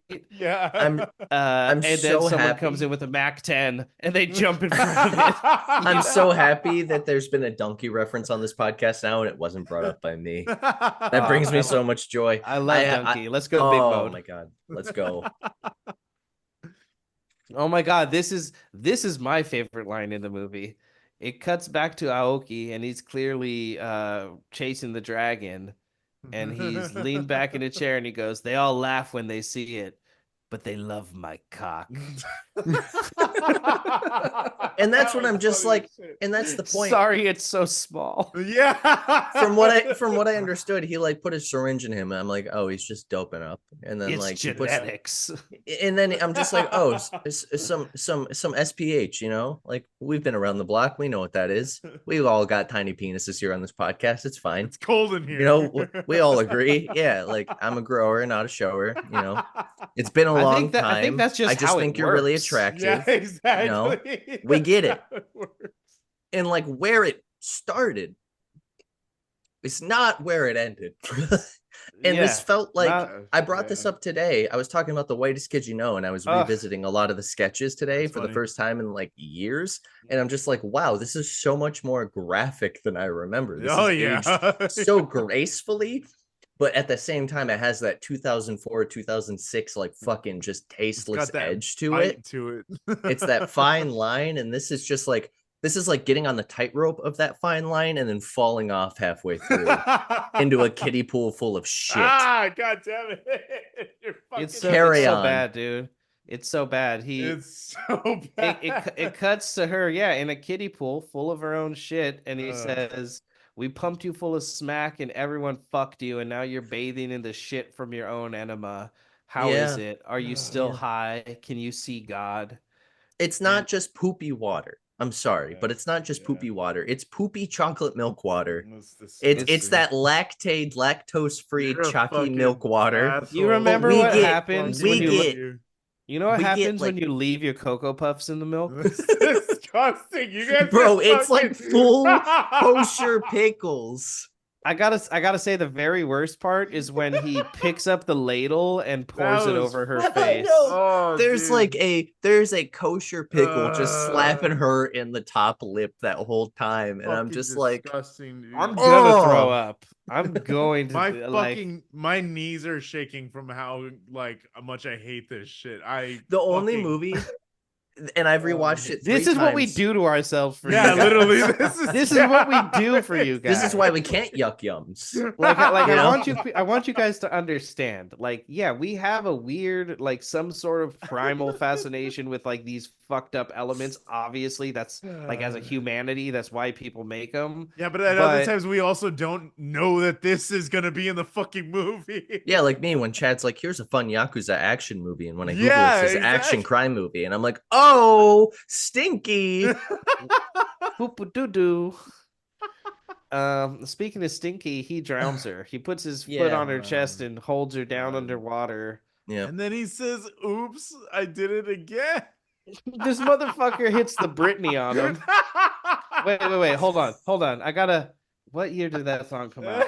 1998 or 7. That's funny as shit. Because I had the CD. I need a timeline on this one.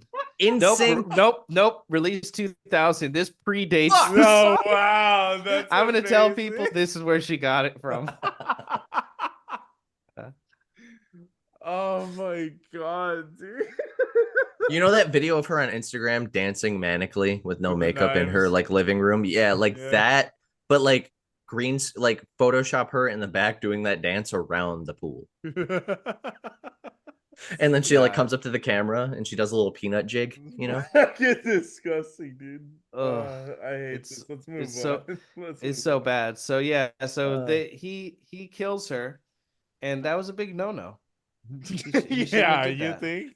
I gotta say, this is where my brain is demented, because out of all that, what I got from that scene is he put her under the water for 3 seconds and then she died. That's not realistic at all. For sure. And then the whole time it's just ass to ass, but it's yes and ass. It's like going to an improv comedy club and they start here's the ass to ass scene. Yes and that's the end of it. And I should be disgusted, but the whole time I'm like, that's not realistic at all. She would not die that fast. You know what I think is kind of an interesting element to it is I'll rebut that by saying she was breathing so shallowly and she's so fucked up. Exactly. She probably just her oxygen percentage in her body is probably so low. Mm-hmm.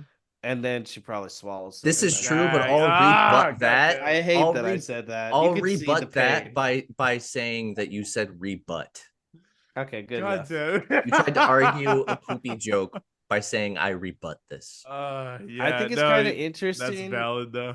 When he's saying we pumped you full of smack and we fucked you, it cuts to all of his guys around the room and none of them look like they enjoyed anything that happened. Yeah. No, they were literally gagging. Some of them were going yeah.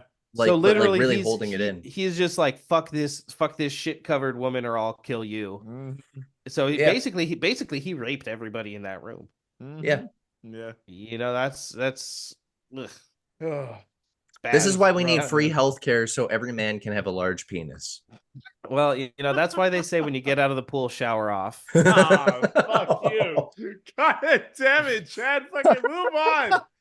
God damn it. You're a fucking bastard. God.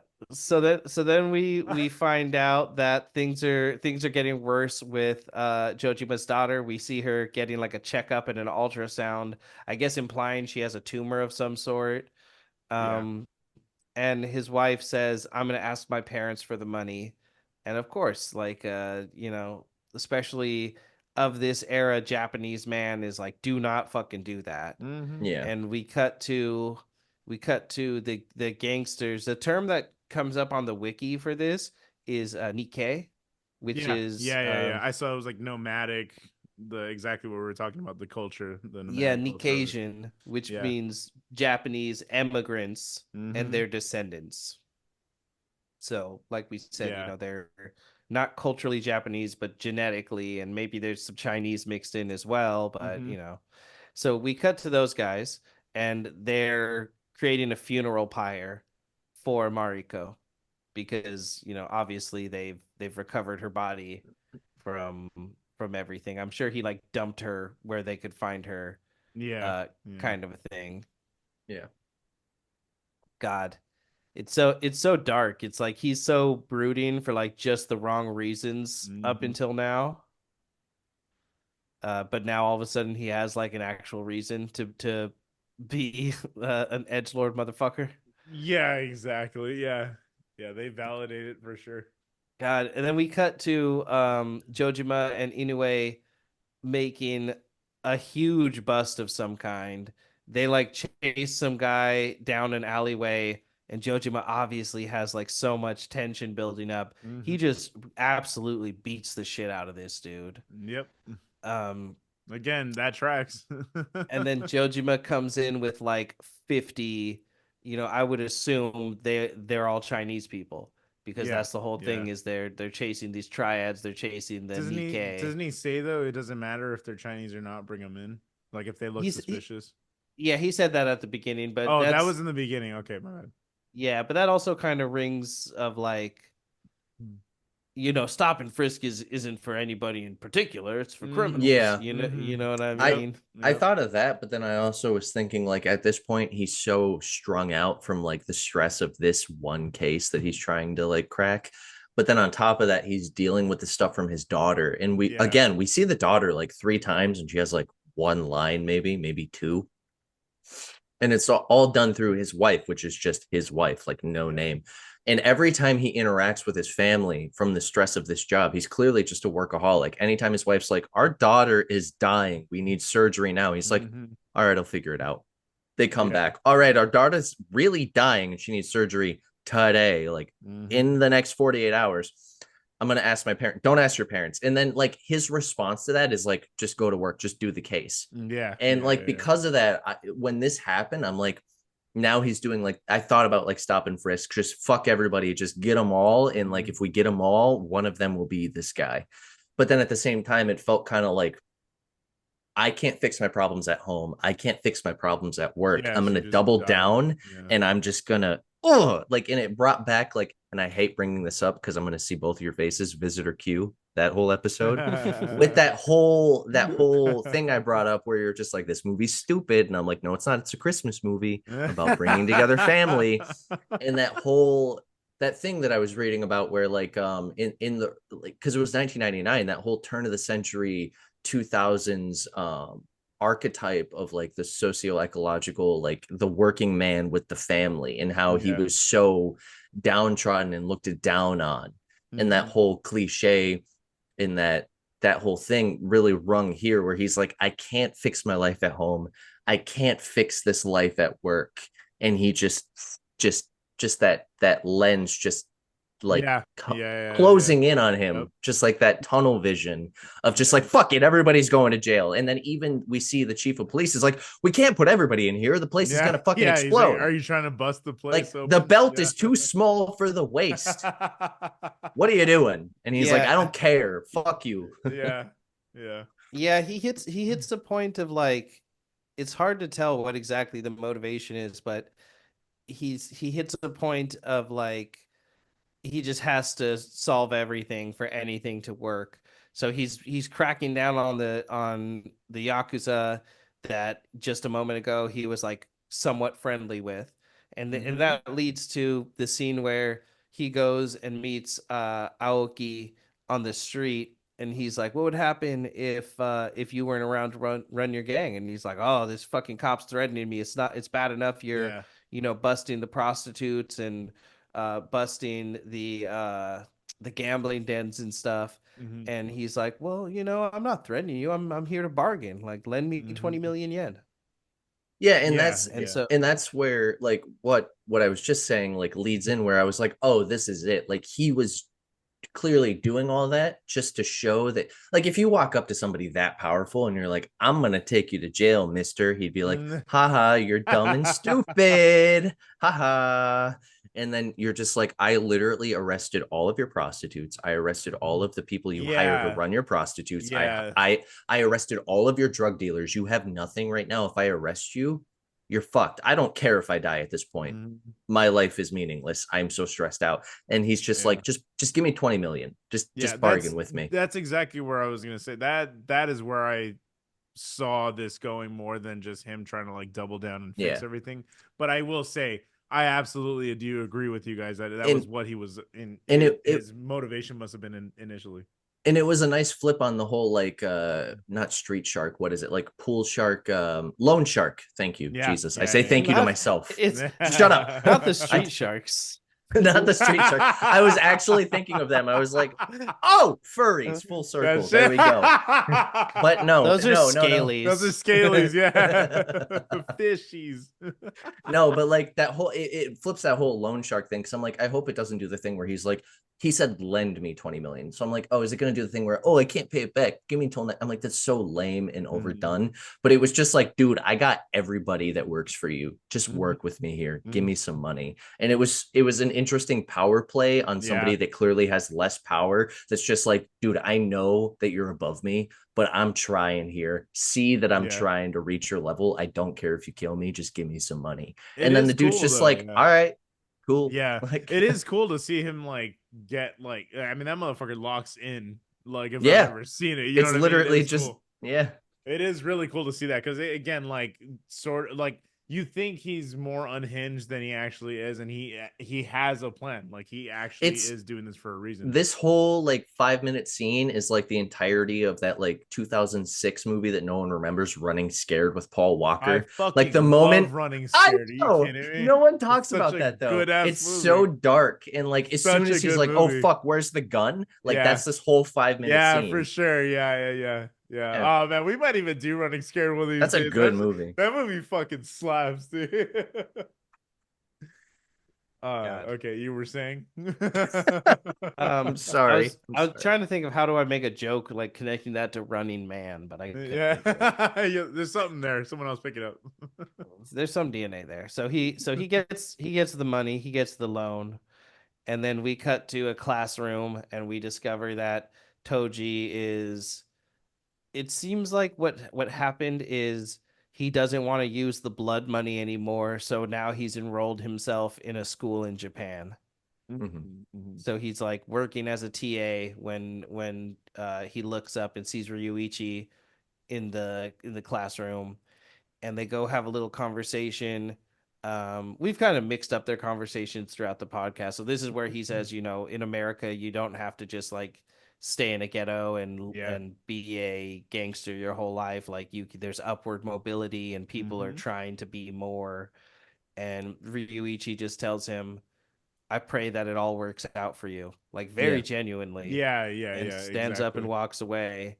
And Toji screams like, what did you come here for? And to me, it's very clearly like he wanted the closure of like, I don't want this to end with you having run away. I'm just going to come here and tell you your way is valid. I respect you. Best of luck. Yeah. Yeah, and like I'm glad you said that because that scene I saw like it clearly seemed like it was still in Japan from like the like the surroundings and like the people and the characters and like the the background, but like I knew he went off to America. So for like half a second while watching this, I'm like, did this motherfucker really fly all the way out to America? Like I'm thinking he went back to school, and when he said, "Why did you even come here?" I was thinking the same thing. I'm like, why did you go all the way to Brown? Why did you go to Princeton looking like a fucking school shooter 6 months after Columbine? Just to tell him this. That's such a waste of time. This makes no sense to the plot. And this makes a lot more sense because at the same time, I'm like, this is clearly in Japan, but like, what's going on? So thank you. Yeah. Thank you. Yeah, no problem. And then we cut to the birthday celebration of Kasan, which is the triad leader that is like friends with the Yakuza. So the Yakuza and triad are I almost knocked my water over, are celebrating his birthday together. Everybody gives a big round of applause. There's a guy dressed up as like a big heron for some reason. Yeah. I have no idea why. And they give him a Chinese style sword forged by a Japanese sword maker. Interesting. So it is very interesting. Like it's a blending of their cultures, yeah. you know, like it's a very like beautiful symbol, really. Mm-hmm. And then we get the boys coming down the fucking stairwell, strapped to the gills. Yeah. and they come down, and we actually saw a lot of this in the beginning of the movie. But they've got some guns hidden around the place. They've got some guns on them, and they get in position everywhere. While we're still in good position, before we break into the song and dance of the finale of this movie, I gotta say, not good. Jesus, I was gonna say good herring. Herrings in Chinese culture is just for good fortune. So it's like having the bird. It's just like good luck. Oh, So I okay. think it was just like the triad just being like, hey, we're here. Let's vibe. The flat. Yeah. So Look, I don't know how to exude that through audio. Like, go watch it on YouTube. I don't fucking know. Exactly. God, my Mac Dre knowledge is slipping in my later days. I need to listen to more Mac Dre. So I can't think of the line before, but you know, do the bird. Fucking A. So right before the chaos starts, Aoki is in the back of the room talking to another detective that's on his payroll. So neither Inoue or Jojima. And he's like, yeah, I gave Jojima that money to stay off my case. What, you think your chief's going to want some more money too? And he's like throwing lit cigarettes at him while he's talking to him. And he's like, no, the chief's happy with his flutes. Like, don't worry, everything's going to be okay. So as they're talking about the other corruption that he's responsible for, they all pop into the room. Ryuichi jumps up onto the table with a shotgun, and Dude, they this just shit start goes the fuck absolutely This fucking is murdering everyone. This is literally just Boondock Saints here. Yes. Like it's Sigma Saints right out the ass. Like that's all I was thinking the whole time. I'm like, yo. Absolutely. And you know that movie was inspired. I was saying like the Irish prayer in my head that I'm not going to try and reiterate because I don't know how to pronounce any of it. Patri Fili. Spirit of Santi. That's all I know. Yeah, no, for sure. But you just see, and we're talking like explosions, dog. Like there's like 50-60 people at this party. Yeah. And like 5 people come in with Mac 10s and shotguns and knives and like this is straight out of fucking like again PS2, not specifically video games. This feels PS2. Max Payne 1. Oh yeah, like just for sure. Diving in slow-mo. Just I was gonna say it's just it's very John airport. Woo. It's the airport scene John from Modern Warfare. Well, okay, if you want to take it there, Jesus, that's just terrorism. But all right, like, so Jesus, this what the fuck? Well, they were bad people. There's bad people on both sides. Terrorism. We're not gonna get into that discussion right now. I fucking love that. So Inoue is outside the club, and he realizes what's happening, and so he calls Jojima and tells him to get over there. And Jojima is at what I imagine is a celebratory dinner with his family, telling them like he's got the money for them to be able to go Yeah. to get her treatment. And so the other cop ends up in the kitchen, and I just want to make sure I talk about this because it's so fucking funny. He ends up in the Yes. kitchen with two guns pointed at him, and he's I think what he's doing is desperately looking for like a chef's knife or something. Yeah. And what he ends up doing is putting his hand in egg, in Yeah, what flour, the and in fuck was breading. this? Yeah. Tempora lives matter, Chad. Like fucking get it together. And then he fucking deep fries his hand. What the fuck? No, it was was straight that, out of like, dude? and when we talked about earlier, like John Candy, like fucking, that's a big pancake. Like it was him just like being like, Yeah. I can't break eye contact. That's 100% Uncle Buck, bro. Yeah, Yeah, that's like what I'm no, funny. it saying. is. Like That's he's like, if I literally- break eye contact, he's gonna shoot me. So he's like, I gotta reach, and he's like, knife, gun, anything. And he puts his hand in the dry. He puts his hand in Oh the wet. my He puts his hand God. in the dry, and then it sits there like a Looney Tunes thing, and then it's sizzling. You hear it sizzle, and then he looks at it, unresponsive, and then he's just like, "Auga!" Yeah. and then clenches it. Insert Tom screaming when someone Yeah. steps on his tail. Yeah. Ah! And then just gets blown away by like 4 squibs. It's beautiful. God. Yeah, God, and that then- is such a fucking wild scene, man. It's such a really like interesting sequence all around, like all of these things going on, and Jojima's just like running down the street. And during all of this, at the beginning, they do actually clearly show us Aoki diving onto the ground and like putting his head under the table and basically pretending to be dead. Wait, Oh, that's the leader of the shit Of guy, the Yakuza. Yeah, for lack of a better word. Yeah. Yeah, that's Shipman. Okay, That's Shipman. Okay, because he just Shipman. popped up. You know, not to get into it, but he pops up later, and I'm just like, where the fuck did you come from? How did you Yeah, survive yeah, that? So I didn't catch that. So yeah, Yeah, that's I good to didn't know. catch that either. I thought it was just meant to be because it is kind of the same difference. Like in the chaos, they just didn't check everybody, so they Yeah, didn't realize yeah. that he survived. They look around and everyone's dead, and they're just like, Mhm. okay, job well done. Yeah, So Ryuichi ends up being face down by Kasan, the triad leader, and he pulls his sword, and Ryuichi's out of ammo, I think. Mhm. And This is a cool little sequence. he's basically accepted that he's about to die, and all of a sudden Toji appears and kills him and saves his brother. and And you're all of a really sorry, real quick, you're really underselling that little like eye contact standoff because like as much as they built is his name Riki? I want to pronounce it right. Ryuichi is the Ryuichi. character, Riki is the actor. Yeah. Okay, Ryuichi. His performance in that, it's not like a fucking Oscar worthy performance, but with how No. much they built him up to just be like, I'm uncaring, I feel nothing, I look constantly constipated this whole movie when anything cool is happening. Just like that's what he looks like, and it's just like it's cool. It's cool. It's straight out of he's like Shadow the Hedgehog if he was human. with his yeah, character. he's totally. Like he is. He's straight out of like 06 Shadow the Hedgehog, Oh, that's Sonic the so Werewolf. fucking funny. Shout out Sonic 3 recite the coming Bible out. in Japanese. Like yes, but like that scene right there, the coolest way to accept defeat is just by like blinking, and like I can't explain that any further, but he doesn't wince, he doesn't nod, he doesn't do anything too Yeah. cool, but he doesn't do just anything too cowardly. acknowledges. He just goes like, he gives you like the white person smile but with his head.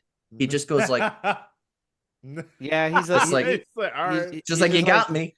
Yeah, I guess I'm done for. Yep. Yeah, I respect it so much the Yeah, way they did yeah. that, because he's so cool this whole time, and I'm like, damn, they're gonna kill him. I hope he doesn't do anything like too like, oh, please don't kill me, or like too cool, like Nah. Braveheart style would have been lame at the same time. He does just enough, but It's not subtle. not enough. It's just Yeah. so Very great. He's just subtle. like, yeah, I'm dead. That's Yeah. cool. I've been Yeah. wanting to die this whole time. Yeah. And then as they're standing there and him and Toji are like acknowledging each other without saying anything, the other two guys come back into the room because at this point they're a 3-man gang. Mhm. Mhm. They Yeah, it's killed been one, whittled the down. enemies killed one, and Inoue comes down the stairs and says freeze, and Toji and the other two turn around and light his ass up. Yeah. But not before he gets a shot off. And as soon as the camera Yeah. lingered, you already knew. You Yeah, were of like, course, we're yeah. getting the slow zoom out. Yeah. Yes. And this is the one time that Ryuichi does, he faced his own death and didn't care. Now his brother is dying and he's doing a dramatic slide and catching him, and he's like, you can see the real pain in his Ricky of face. this episode. Yes. And speaking of Ricky, other reference that I brought up earlier, and I said, oh, I got to bring up this other reference after I brought up the reference. And now I'm like, oh, wait, let's not bring up that reference because it spoils the ending of the movie. We're going to bring up the reference a third time. We're going to bring it back. When I made that like off the cuff, like American History X ending, like that like, oh yeah, when your mom rents fucking American History, like this is just the ending of that. This is just that scene where he's like, I get out of jail, I'm reformed, holy shit, I was a jackass. And then we got Terminator 2 kid, we got Edward Furlong. I straight up did have a note that said he's Japanese John Connor. That's awesome. John Connor, thank you. Yeah, like it's just that ending. It's just American History X where it's just like, I did this all for you. I'm about to die and I'm fine with that. Oh shit, I didn't die because you saved me, but also you're complicit, so I'm also dead inside now if we both go to jail. Oh wait, you're actually dead. Everything is meaningless. Revenge means nothing. And that's why that whole time I'm just like, this is just sympathy for Mr. Vengeance. Just everybody gets their own comeuppance, even if they don't deserve it, because revenge is pointless. And it's not even necessarily revenge, but just like corruption and just all this will just negate any type of positivity, even if you do it for quote unquote the right reason or the holy reason. Like it's just exactly. I love this ending, even though when he's dying, the brother, the way the film grain, I don't know if it's the film grain because it's an aged movie or the lighting, it feels like a not Xenon, not the Disney Channel original movie, Xena. Yeah. Xena, like that like soft glow lighting on the face, a made-for-TV movie in 1993 on like Oxygen Channel. Like it has that, Lifetime, and then like the slow piano music and like the blood stain like right here, and he's just like, oh, and I'm just like, that's a little cheesy, but it kind of feeds into like Takashi just being like so self-aware. He's like, yeah, the brother dies at the end. Come on, we get it. Yeah. Absolutely. God, and then Jojima comes down the stairs, and the reveal is that it took him so long to get there. Everything's done. Everyone's gone. And this is where Aoki's like, well, I guess I'm in charge. Pops up out the bodies. Just look at A. He's like, well, I guess, now I don't have to share with the triads. I got to build my Yakuza back up, but I'm going to be making even more money. He's like, hey, that 20 million I lent you? Let's just call it quits. Don't even worry about it. Yeah. And he's like, come on, man. I need you in my pocket to rebuild my criminal empire. Exactly. Jojima thinks about the implications, thinks about exactly what Austin was saying, dude, this and just fucking blows him away. Fuck, dude. Because he literally is standing there, and for a second he sees it on his face and is like, don't shoot. Bah. Yeah, he literally is like, he's like, no, wait, bam, boom, bam, bam. And this just same with like what I said about the intro, I just told you all the reasons I shouldn't be left alive. Feeling like Pulp Fiction in the intro with that mash cut. Like this felt like the fucking like the sword. Just like, don't do it, just bam. Exactly. Like you shouldn't save the guy that wants you dead. Yeah. But you saved him, so let's just call it quits. Yeah, we're good now. Yeah, like this felt so Tarantino, and to hear what you guys said about Tarantino in this director, I'm just like, oh yeah, 100%. Yeah, absolutely. That's what's so fucking hilarious is one of the next things that happens. Amanda absolutely called right before it happened, and I was like, wow, that's like I couldn't say anything. I had like 10 seconds where I had to be completely fucking silent. I couldn't look at her. I couldn't look at her. Yeah, no, I know the exact feeling when they call it and you're so excited to show them, and then you're like, you son of a bitch. It's like, no, that doesn't. You can't gaslight them because that's manipulative. But you just got to be like, watch the movie, stop talking, have some etiquette. Yeah, gaslighting isn't real. You made it up because it's not real unless you watch a movie you adore. So Jojima goes and sees off Inoue's family, his wife and son, the son we saw earlier, as they're going to get on a train to go like live in the countryside with her family because now they can't stay in the city. So this entire family is ruined, by this death. And then we get a really weird, and obviously I think we see that because Jojima feels it's his fault, you know. And we get this weird cut to these guys on a boat, and they're all like force feeding themselves bananas. This was great. So Is like throwing up. I got a question, and this sounds crazy, but I feel, because I'm a guy on a podcast, so I'm just going to say misinformation. So I'm going to say I feel this way because I'm in therapy, and you have to say I feel before you say statements. I feel like bananas help seasickness. Is that a thing? No. I Okay, have so no what fucking it idea. is? Okay, so you guys didn't catch this? No. So what it is that they're all up top on the deck trying to eat the bananas, and if you see underneath, when he goes to the crime scene, they were hiding all of the coke underneath the bananas. No, I So they saw were that, trying- but what's that have to do with eating the They bananas? were hollowing out a hole for it to be able to put in the drugs and shit. So they were just trying to put the excess. I thought they had the Yeah. bananas on top already to hide it. That's hilarious. They did, but they had excess bananas, so they were like, "Oh fuck, we gotta finish these off." So that's why the other one's like puking, because they've been doing this for a while. They did the Sprite banana challenge before it was cool. Yeah. Damn, that's crazy. I wouldn't. No, but can I caught say, it. Yeah, I caught it when he's at the crime scene and like they show the hiding hole. I was like, Same. "Oh, that's funny." And right there, I know what Amanda called, and I called it too coming up on this next scene right here, because something happens and then there's no conclusion to it, and I'm like, oh, that's gonna happen. So continue. Yeah, because Ryuichi and his guys. So basically, these guys are on the boat bringing in the fucking heroin from Taiwan, and as they come up, Jojima is sitting on the dock, and then a bunch of uniform officers come out, and they arrest everybody. We see them, lift up the bananas and find all the heroin, and then we see that Ryuichi and one of his guys, not Satake, the other Frosted dude, Tip guy. Hoshiyama. Yeah. Hoshiyama's like the explosives guy. He's the dude who's been throwing grenades. Willy goddamn nilly. He was the boy band guy, because it was 1999 and everyone had frosted tips then. Yep. Exactly. Even me, because I was cool at 5 years old. At 5 years old. You know what? In the fifth grade, I used to use the ice hair gel. Yes. Oh yeah, everybody did. Right? Yeah, absolutely. And I used to spike my hair. And then this girl in my class got in trouble for having like these like big ass like pink and blue like puffball things she would put in her hair, which funny enough, now I realize it was just a racism thing. She was black, and they were just like, we don't like you doing stuff in your hair. Yeah. But because they got her in trouble, they had to get me in trouble. And so they were like, you can't do that shit anymore. You can't use that stuff. And so out of spite, my mom called my cousin over to bleach my hair and dye the tips. That's awesome. red. I had that same thing happen my senior year of high school, because this is not related to the movie, but it's funny because I forgot this happened and it was a whole thing and I shouldn't have forgot, but I did. So I got my first tattoo when I was 17. Shouldn't have. I still love it to death. It's not even a bad one. It's the one on my arm. Joey's seen it. Yep. And I got it when I was the summer before senior year.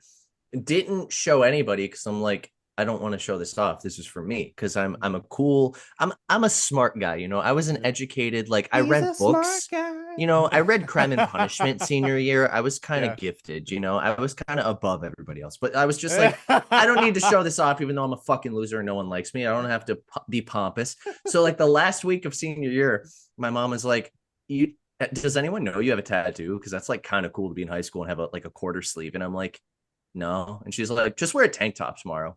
I wore a tank top to school, and they told me that I couldn't wear it because it was a distraction, because it broke. Do you remember the spaghetti strap rule did you have those? I think so. They said it broke that because you had to have 3 fingers on your shoulder for the strap. Wow. And I was in my humanities class, and he was clearly looking at my shoulder because I walked in and everyone's like, oh, that's so cool. And I'm like, it's not. You called me a faggot all year. What do you mean?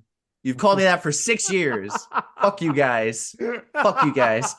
You've called me slurs for the last 11 months that I've had this. And so like, he's like, you got to put a sweater on. And I'm like, well, 3 fingers. And I did the whistle for the Hunger Games, because that was popular. I didn't do that. That would have been really funny if I did, though. But yeah, no, that was like a whole thing. And then like I told my mom about that and she bitched about it and it was really funny. And it was like a whole thing. So I'm glad that you brought that up because it's literally just for you, it was just clearly racism. For me, it was clearly just sexism. You're gay, you're like a lady and you have tattoos, and that's distracting. Put on a shirt, you whore. And I'm like, I'm 17, leave me alone.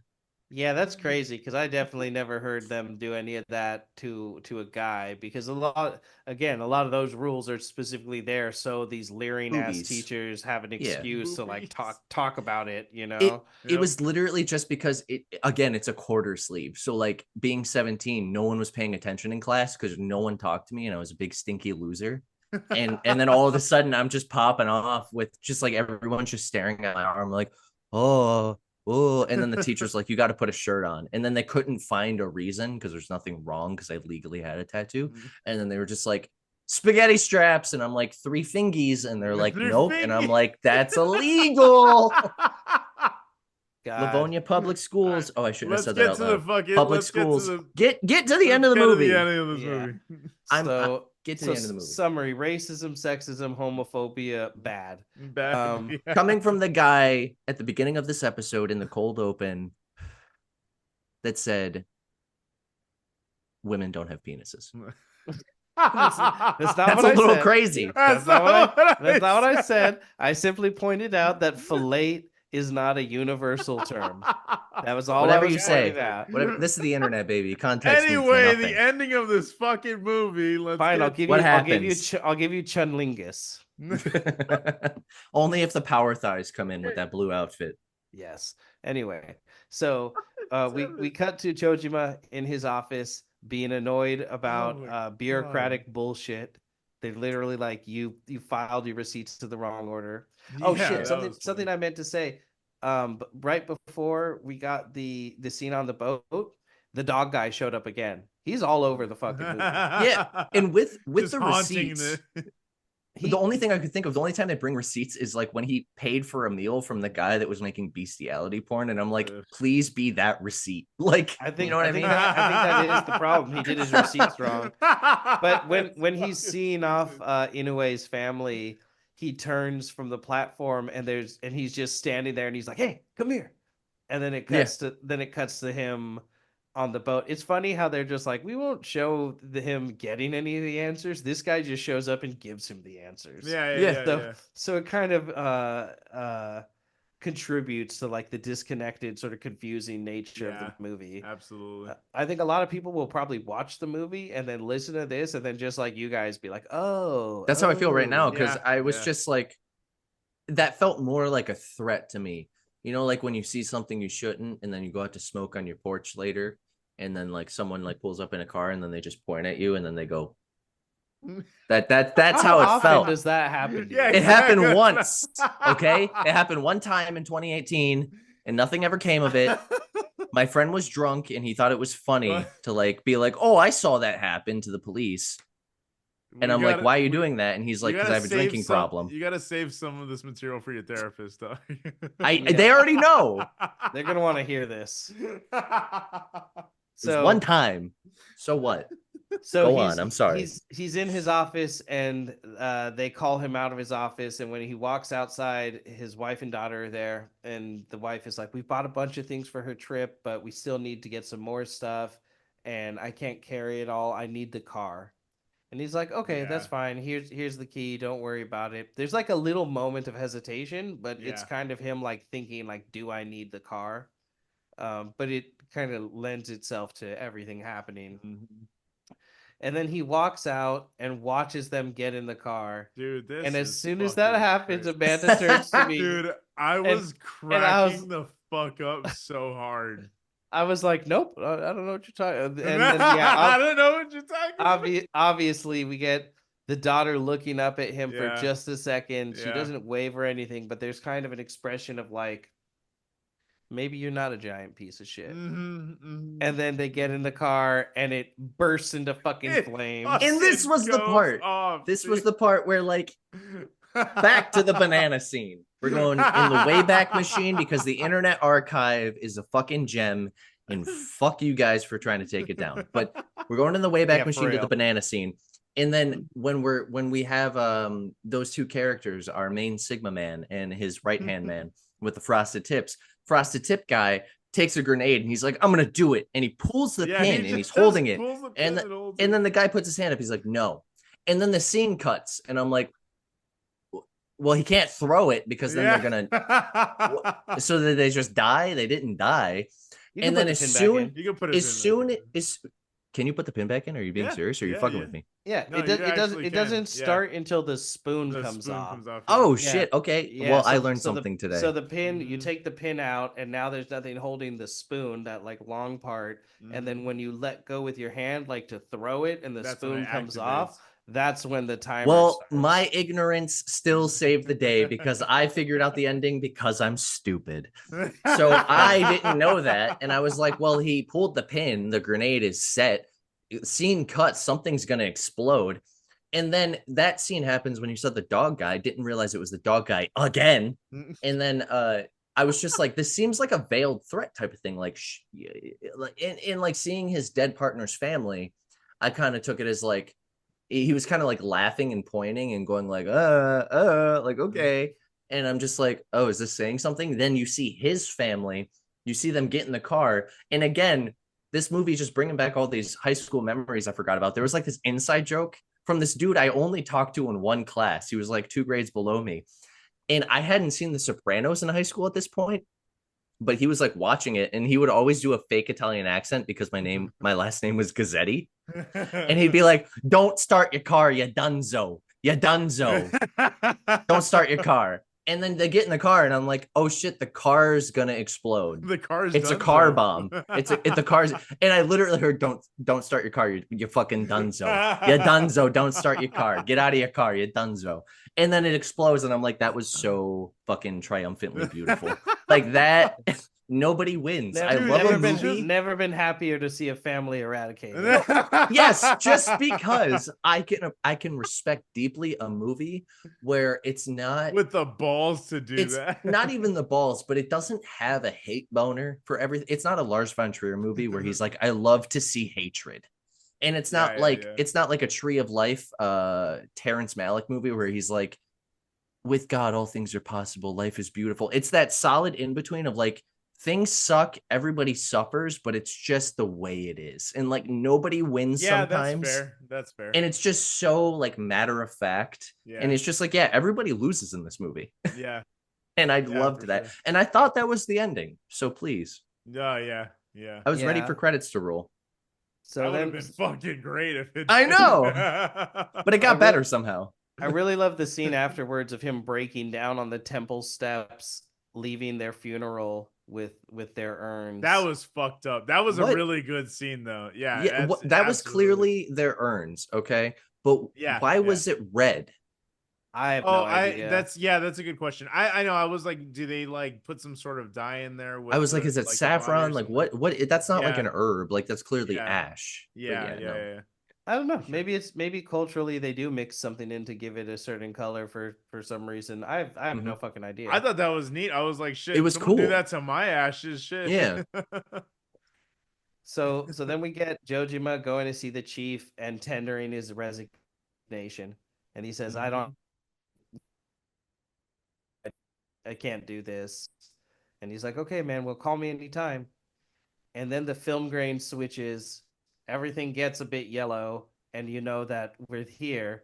It also helps that Ryuichi looks almost at the camera and says, we've arrived at the final scene. Literally, yeah. He said that. I was like, fuck yeah. he looked at the camera and said, he's right behind me, isn't he? Yeah. But in like a way where it works. Like, it looks like we're dead or alive. it actually works like as a thing a real person would say of like, well, my family has died, I killed his family, this makes sense. Mm-hmm. Yeah, for sure. Yeah. And they're both in the same, like, I drove a 89 Camry as my first car and they're in that same, Japanese style. What they're driving a Volvo, the Nikkei guys, but it's still that like squared ass Camry body style. Basically a coupe. Yeah, so they start playing chicken, driving at each other, Yeah. and Satake ends up swerving first, Mhm. which definitely With didn't the expect goggles that. on. Yeah, he puts the goggles on right Yeah. before they start driving at each other, and they like hit a car that's on the side. They're like in like a big ass field with like a road going down the middle. So they Yeah. hit a car off to the side that's just like derelict and end up flipping over. All the guys get out and they're fine, and then Jojima rushes at them with the car again, and Hoshiyama, the explosives guy, takes it on himself to pull out 2 grenades, pull the pins, let the spoons fly, and jump at the car. That shit was some Mad Max Not Fury jump at Road the ass car, shit, jump dude. In the into car, the yeah. That's right. windshield. That's right. Jumped That's into right. the All, windshield. all literally into the car with the grenades. Skull first, like breaks the windshield, falls into the He passenger literally seat, just shouted, explodes. "Witness me!" and fucking jumped in. Like that, like that's already ridiculous enough. But then also No, we're not done yet. just the fact that Satake throws a knife into the air at the car, and I turned to Amanda and I was like, 100% that's finding its mark. Yeah. And not only that, but the car explodes. Obviously, 2 grenades is going to blow Yeah. up. It blows up. Yeah, It literally. cuts. We It goes come back flying and we're like Yeah. 50 feet in the yeah, air. we Yeah. expect to see a car that exploded on the ground. It cuts to it falling from the sky. Literally some Looney Tunes ass Like shit, you hear a dude. whistle as that thing's coming down. Yeah, you God. totally Like do. what was it, SpongeBob, where it's whistling, you see it Yeah, falling, you see the yeah, shadow, and it chases the guy in a yeah. circle, and then it stops, and then it like runs and falls on him. That's what that felt like. Oh I, my I god.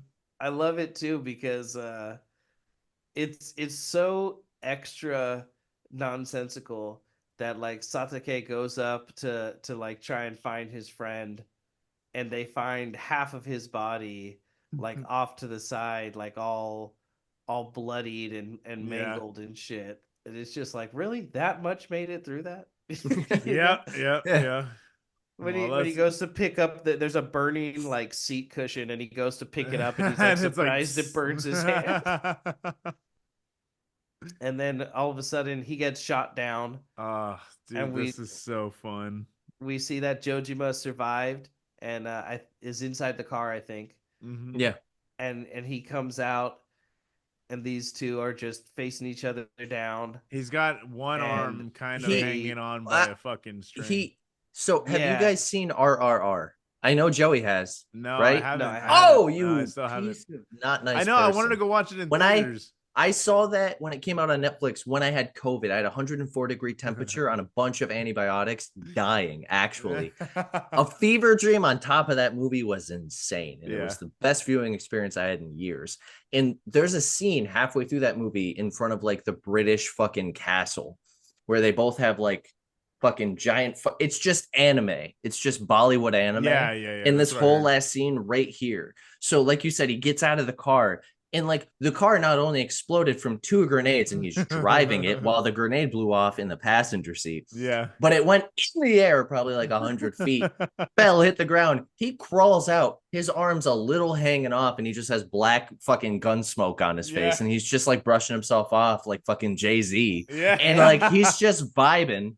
And the knife that Satake threw is in It's in his fucking, stomach. like, Yeah. that's right. It's like in his Like- side or some shit. That's so and funny, he dude. he rips the knife out, and then he just rips off what's left of his arm.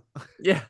And Amanda was just losing her shit, like, what the fuck? Yeah, is this yeah. That was the movie? point too. Like when he Yeah. crawls out of the car, I'm like, that's ridiculous, but okay, whatever. Like, and then he rips off his arm. Dude, and this I'm was like, like scary I- movie level I- comedic yeah, right like here. when- This shit was like when funny as fuck. Scary Movie 4 when like Yeah. when Rabbit says the fucking bad Yeah. word. Yeah. Like and like use my good arm. yeah, like when he rips off his arm and yells, I literally cackled. Like I was like, I'm a Oh, bad dude. neighbor right Yeah, now. No, it kept Like, going. It kept going, and I was fucking losing my mind, dude. God. Finish it off. Go ahead. And then these two just unload an entire clip in each other.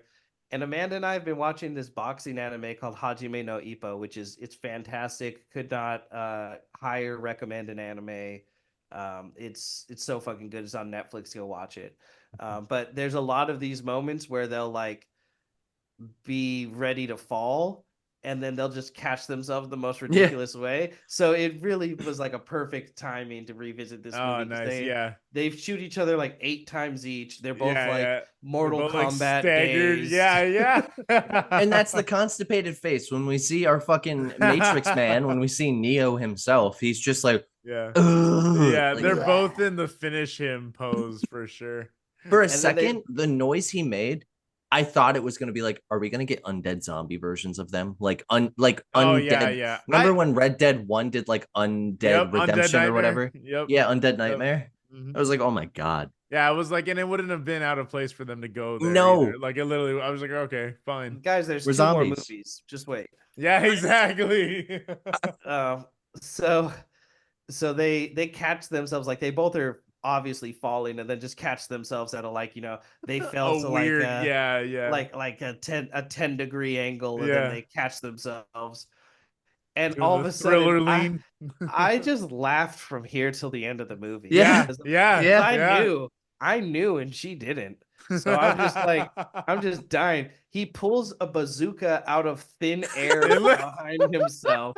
I screamed. Literally, I bro. scroted. Oh my God, dude. Knowing Austin, I feel like you like went back to be like, wait, did he have that like on No, his back? I literally, this is my honest reaction. I was just like, like literally just, I was a terrible fucking, like, it was bad. It was obnoxious. Like, I they felt heard you through the walls. watching this at 10 a.m. Dude, that was fucking People are sleeping on a amazing. Sunday, dude. Like, I felt guilty. Oh, you just that watched scene. Yeah, he it. I literally watched just it watched 30 it, minutes right? before we started filming this. That's so funny. No wonder. Yeah, I couldn't imagine doing that for the first time and not just being like, can we At just 9 a.m. let's talk about the end and then edit it. You know? Yeah, literally, yeah. You're right. You're Yeah. right. 30 seconds left.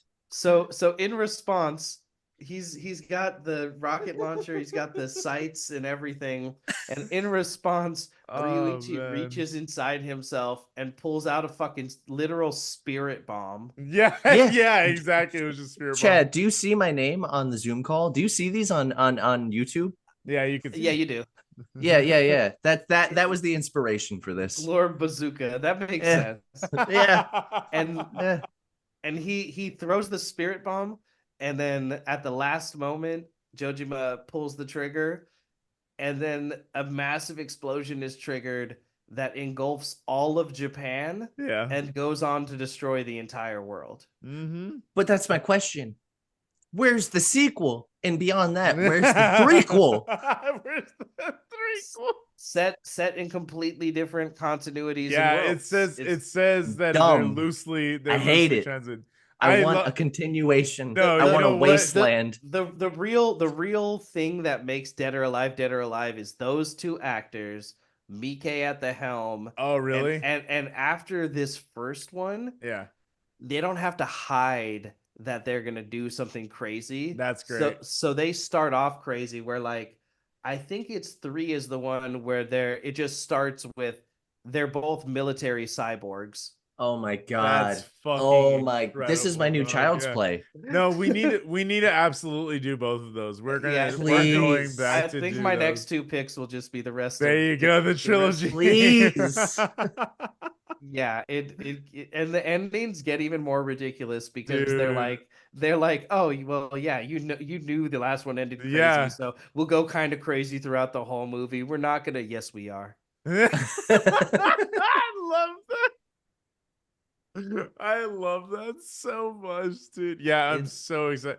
And that's Dead or Alive. That's the first one. That's how it ends. Literally just blow up the fucking world. That's it. Yeah. I wish I had I wish there was more like accessible trivia, but it's just such a hard thing to Google for. It's a hard one, yeah, because it's not very. Again, this is like that's the whole point of our show, though. It's like deep cuts, but like, yeah, this is like deep doing.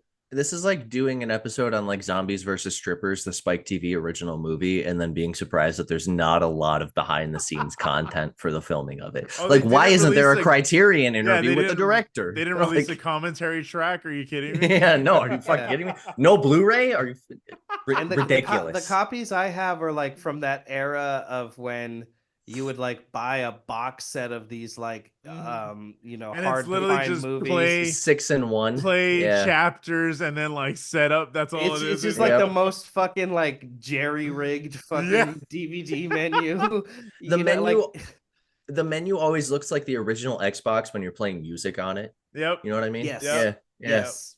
Yeah, you get it. So it's Yeah. just like No. those, you know, it's literally like the covers even are kind of like discolored, and it's like, did this bake in the sun, or do you just have a shitty Yeah. printer? Like, what the It's fuck like I happened? think it's IFC. Like, was it IFC that they did The the nighttime or whatever, the midnight or yeah, it whatever. was like the midnight horror thing, and they'd have the DVDs where it's like 20 movies in one disc, and I'm like, Yeah, these yeah, have yeah. to be terrible. I'm Yeah, watching yeah. them all.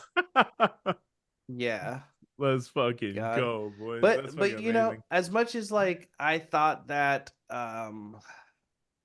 like I used to watch this movie and be like, yeah, that's kind of the point, is at the end it just becomes wacky and it's a big fuck you at the end, and it doesn't like, nothing actually like really means anything. That's, you know, it's kind of just funny. It's like a meme movie. They do But a now I'm watching whole it and lot. I'm like, man, it's about being lost culturally and not having a Mhm. place to call home, and the pain that that causes. And you know, like when you're a kid, it's really easy to think that like some people are just bad guys and that's Yeah. where crime Yeah. comes from. Yeah. But as an adult, it's like, yeah, obviously your like socioeconomic background and circumstances are going to lead you to be someone who needs to steal bread to feed Mhm. his family, and therefore is willing to steal bread to Yeah. feed his family. Exactly. It's great that you said that too, because I'm thinking about this now, and I thought about it when it happened, but it's clicking after you said that. The last scene we see the daughter and the wife in of the detective before they go down the steps to that car, when they're in the,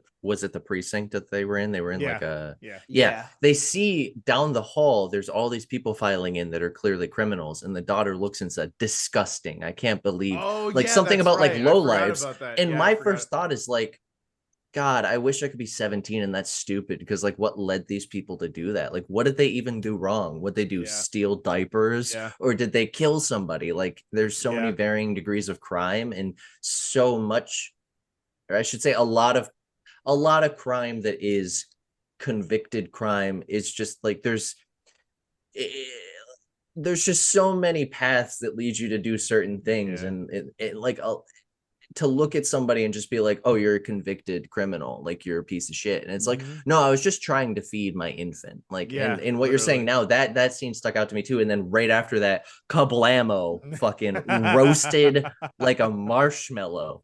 Yeah. That Yeah. tumor is well done at You that guys point. want to go into the ratings? Please. I think I just want to make just a little bit more of a comment. Just that Yeah.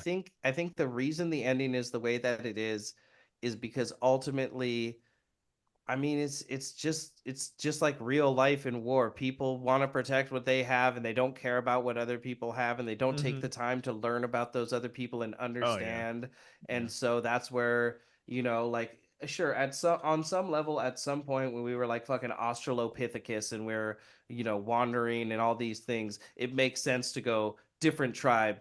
You know, I don't trust them. Oh, yeah. I'm gonna have these instincts, but we've The evolved other so the fucking much. the I other has mean, always we been there. haven't really evolved. The big red button has just gotten a lot Yeah. smaller. Yeah, There's exactly. still a Yeah. big red button, you Yeah. know? Yeah, but it's just like on a certain level you can understand where these thought processes like come Yeah. from, but on another level, like as humans, the whole reason that we can like talk to each other over the internet, record this shit, and then Mhm. have other people listen to it is that we've like have the intellect to suppress those instincts and Mhm. do something better with our time True. instead of being like, yeah, rape, kill, pillage. Because like everyone, Mhm. you know, you want good chemicals in your brain that come from having security, having things, Yeah. sex itself, all that stuff. And so when you're just a mindless animal, that you just go do those things. But Yeah. as we've Exactly. gained intellect, why would we do those things? Why wouldn't Mhm. you be smart enough to know like it doesn't matter that these guys are neither Japanese nor Chinese. They're whatever, even if they are a third thing rather than being both, let these guys fucking live. Mhm. And you know, so it's all these things that Yeah.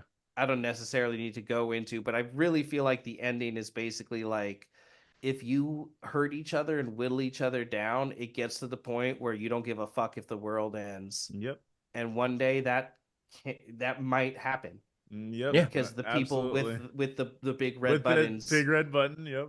if they It's get pressured enough, it's this movie is the alternate timeline where what is it? Park Hoon Joe, the director. Oh, Park Chan-wook. Park There you Chan go. Wook. Like the alternate reality, this movie is just him if he was a stand-up comedian. Like this is sympathy. Like if you whittle each other down, if you're just gonna stab each other in the back, there's no such thing as revenge. You're all just gonna die, but it's yes and the world explodes because spirit bomb and bazooka. Like it's just the dumbest extreme version of that movie. And it's also like once Toji died, Ryuichi no longer cared and became self-destructive.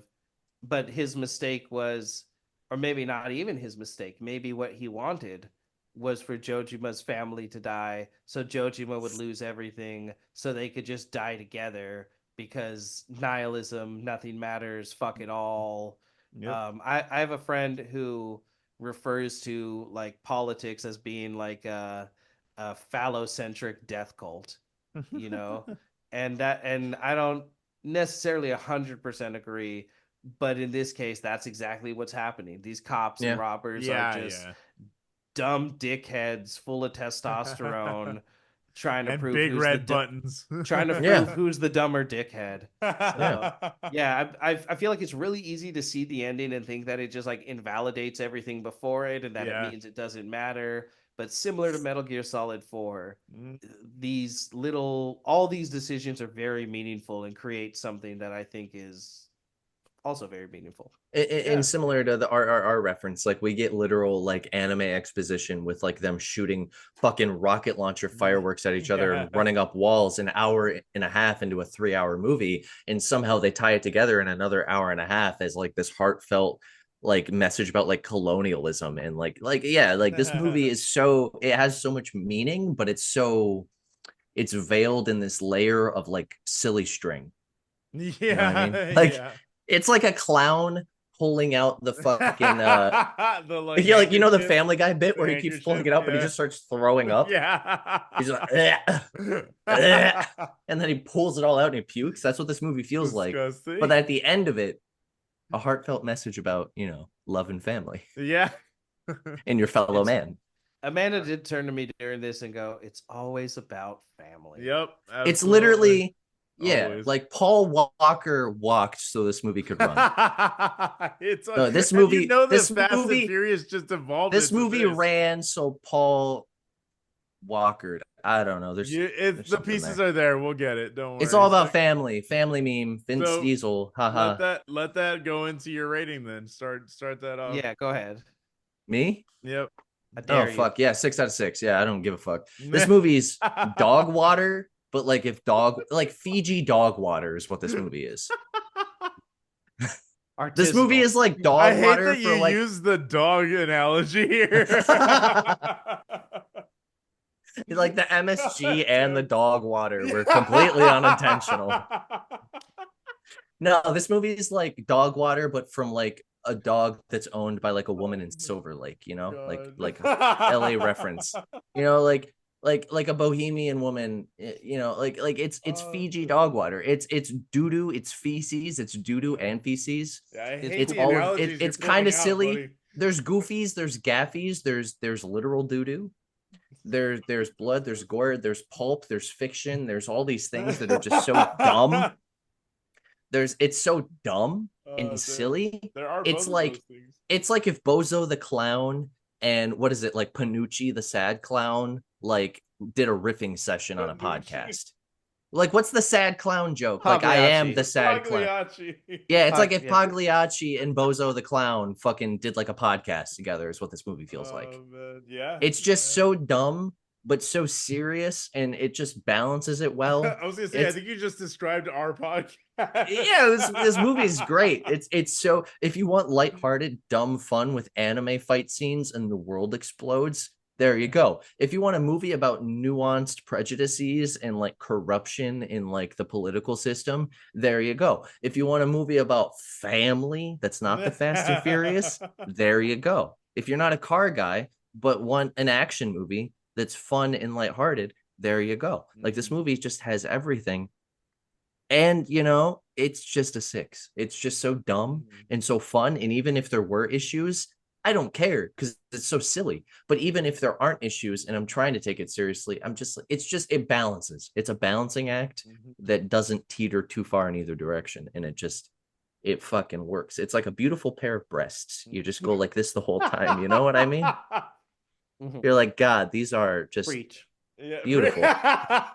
You're never like low. You're never hanging down too low. You're never hanging down too high. It's just like you're just always pushing up a little. Well, if you're finished, I am finished. If that's all. Yeah. If that's all. Unlike that dog, I am finished. God damn it. You're a bad man. Anyway, yeah. This is definitely, while it's not my favorite Miike movie, this is definitely up there for me with his top ones now on a revisit, because initially when I watched it, it really was that, like, when the ending hit and I was just so confused by the story already at that point, I was just kind of like, oh, cool. Fuck it. Like, yeah, let's blow it. Fuck it. Let's just blow up the world. Fuck it. Like, yeah, Fuck fine. it, we ball. Yeah, exactly. So I was like, okay, fine. And I'm in. And it was like, and it is still, like, on a rewatch, it was fucking hilarious. It is like genuinely a funny ass movie. Like, the comedic timing was phenomenal. And again, also on a rewatch, I caught so many fucking things that I wasn't even looking for initially, which was that composition, the strong fucking sense of like where to put that camera, and then the oh my god, those fits. Any fucking Miike movie, the fits are what I'm gonna be drooling over, and like that goes for the same. I was just watching Blade of the Immortal has some fucking fits, my guy. It is insane. I was gonna ask you, so Blade of the Immortal, I think I got it mixed up with something else. You're watching the Miike movie. Mm-hmm. Yeah. See, I wanted to ask that too, because when I Googled it, when you were talking about it in the group chat, I found an anime called that, but then I also found a live action movie called that. Is that based on the anime? It's based on that. And Miike made that? Mm-hmm. Oh, okay. I'm in. Fucking amazing too. That might even get its own episode one day for sure. But yeah, anyway, but I'm talking about like the set design, the costume design. Every single bit of this movie fucking slaps. It goes so hard. No, there was no reason for this shit to get as dramatic as it did, and for the stakes to be as high as they were, with, all of the bullshit we were seeing early on. And like, but at any regard, everything about this is the most Miike ass movie that we've covered on the show. And we've already covered like 4 Miike movies at this point. Have we? We covered it quite a bit. Yeah, because you guys did. We did like, I was gonna say we did like audition. 2 before you were on. Yeah.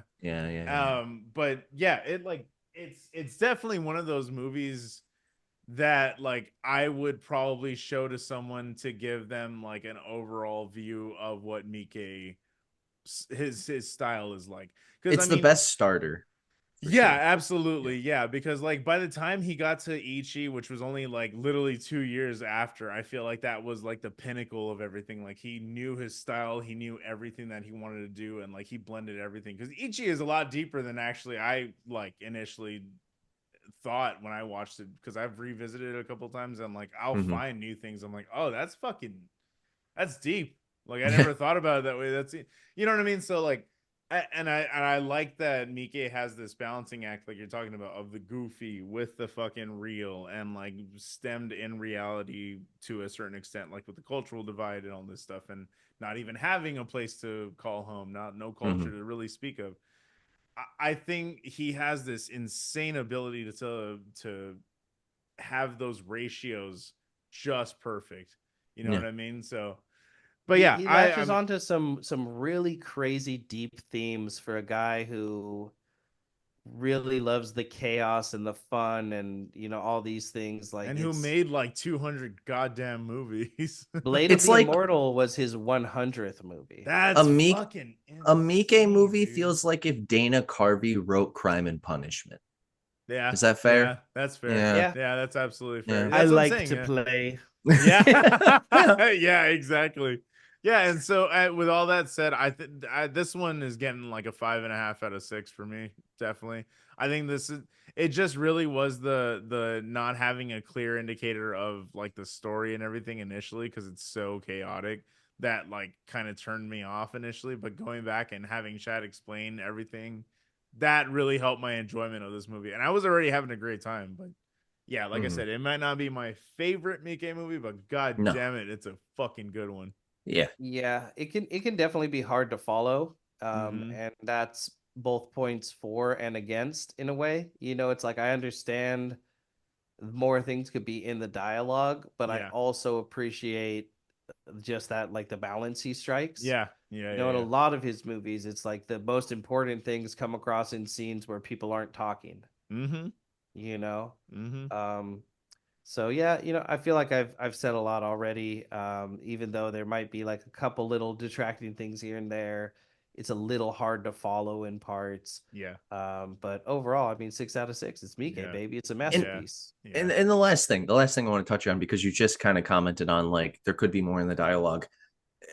Not to agree with you, but not to disagree with you, but like in the inverse of that, there was so much for my version that I watched online that wasn't, when they were clearly talking and saying things, subtitled, but like I didn't need it, because it wasn't necessarily that the acting was like grandiose and amazing, or that like this movie was impeccable, but like there's this whole theme of like nuanced cultural divides and this and that, but with so much of that movie, for me at least, my version that I watched not being subtitled, there's like this universal understanding that like I can just understand what they're feeling, understand what they're conveying, and it kind of bleeds in a very to add some pretentiousness to this goofy episode.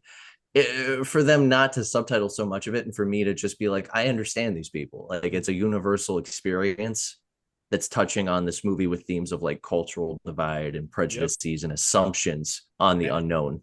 Absolutely. And if you want more of that, go listen to our tribe episode. Yeah. Oh no, that was the worst decision of my life.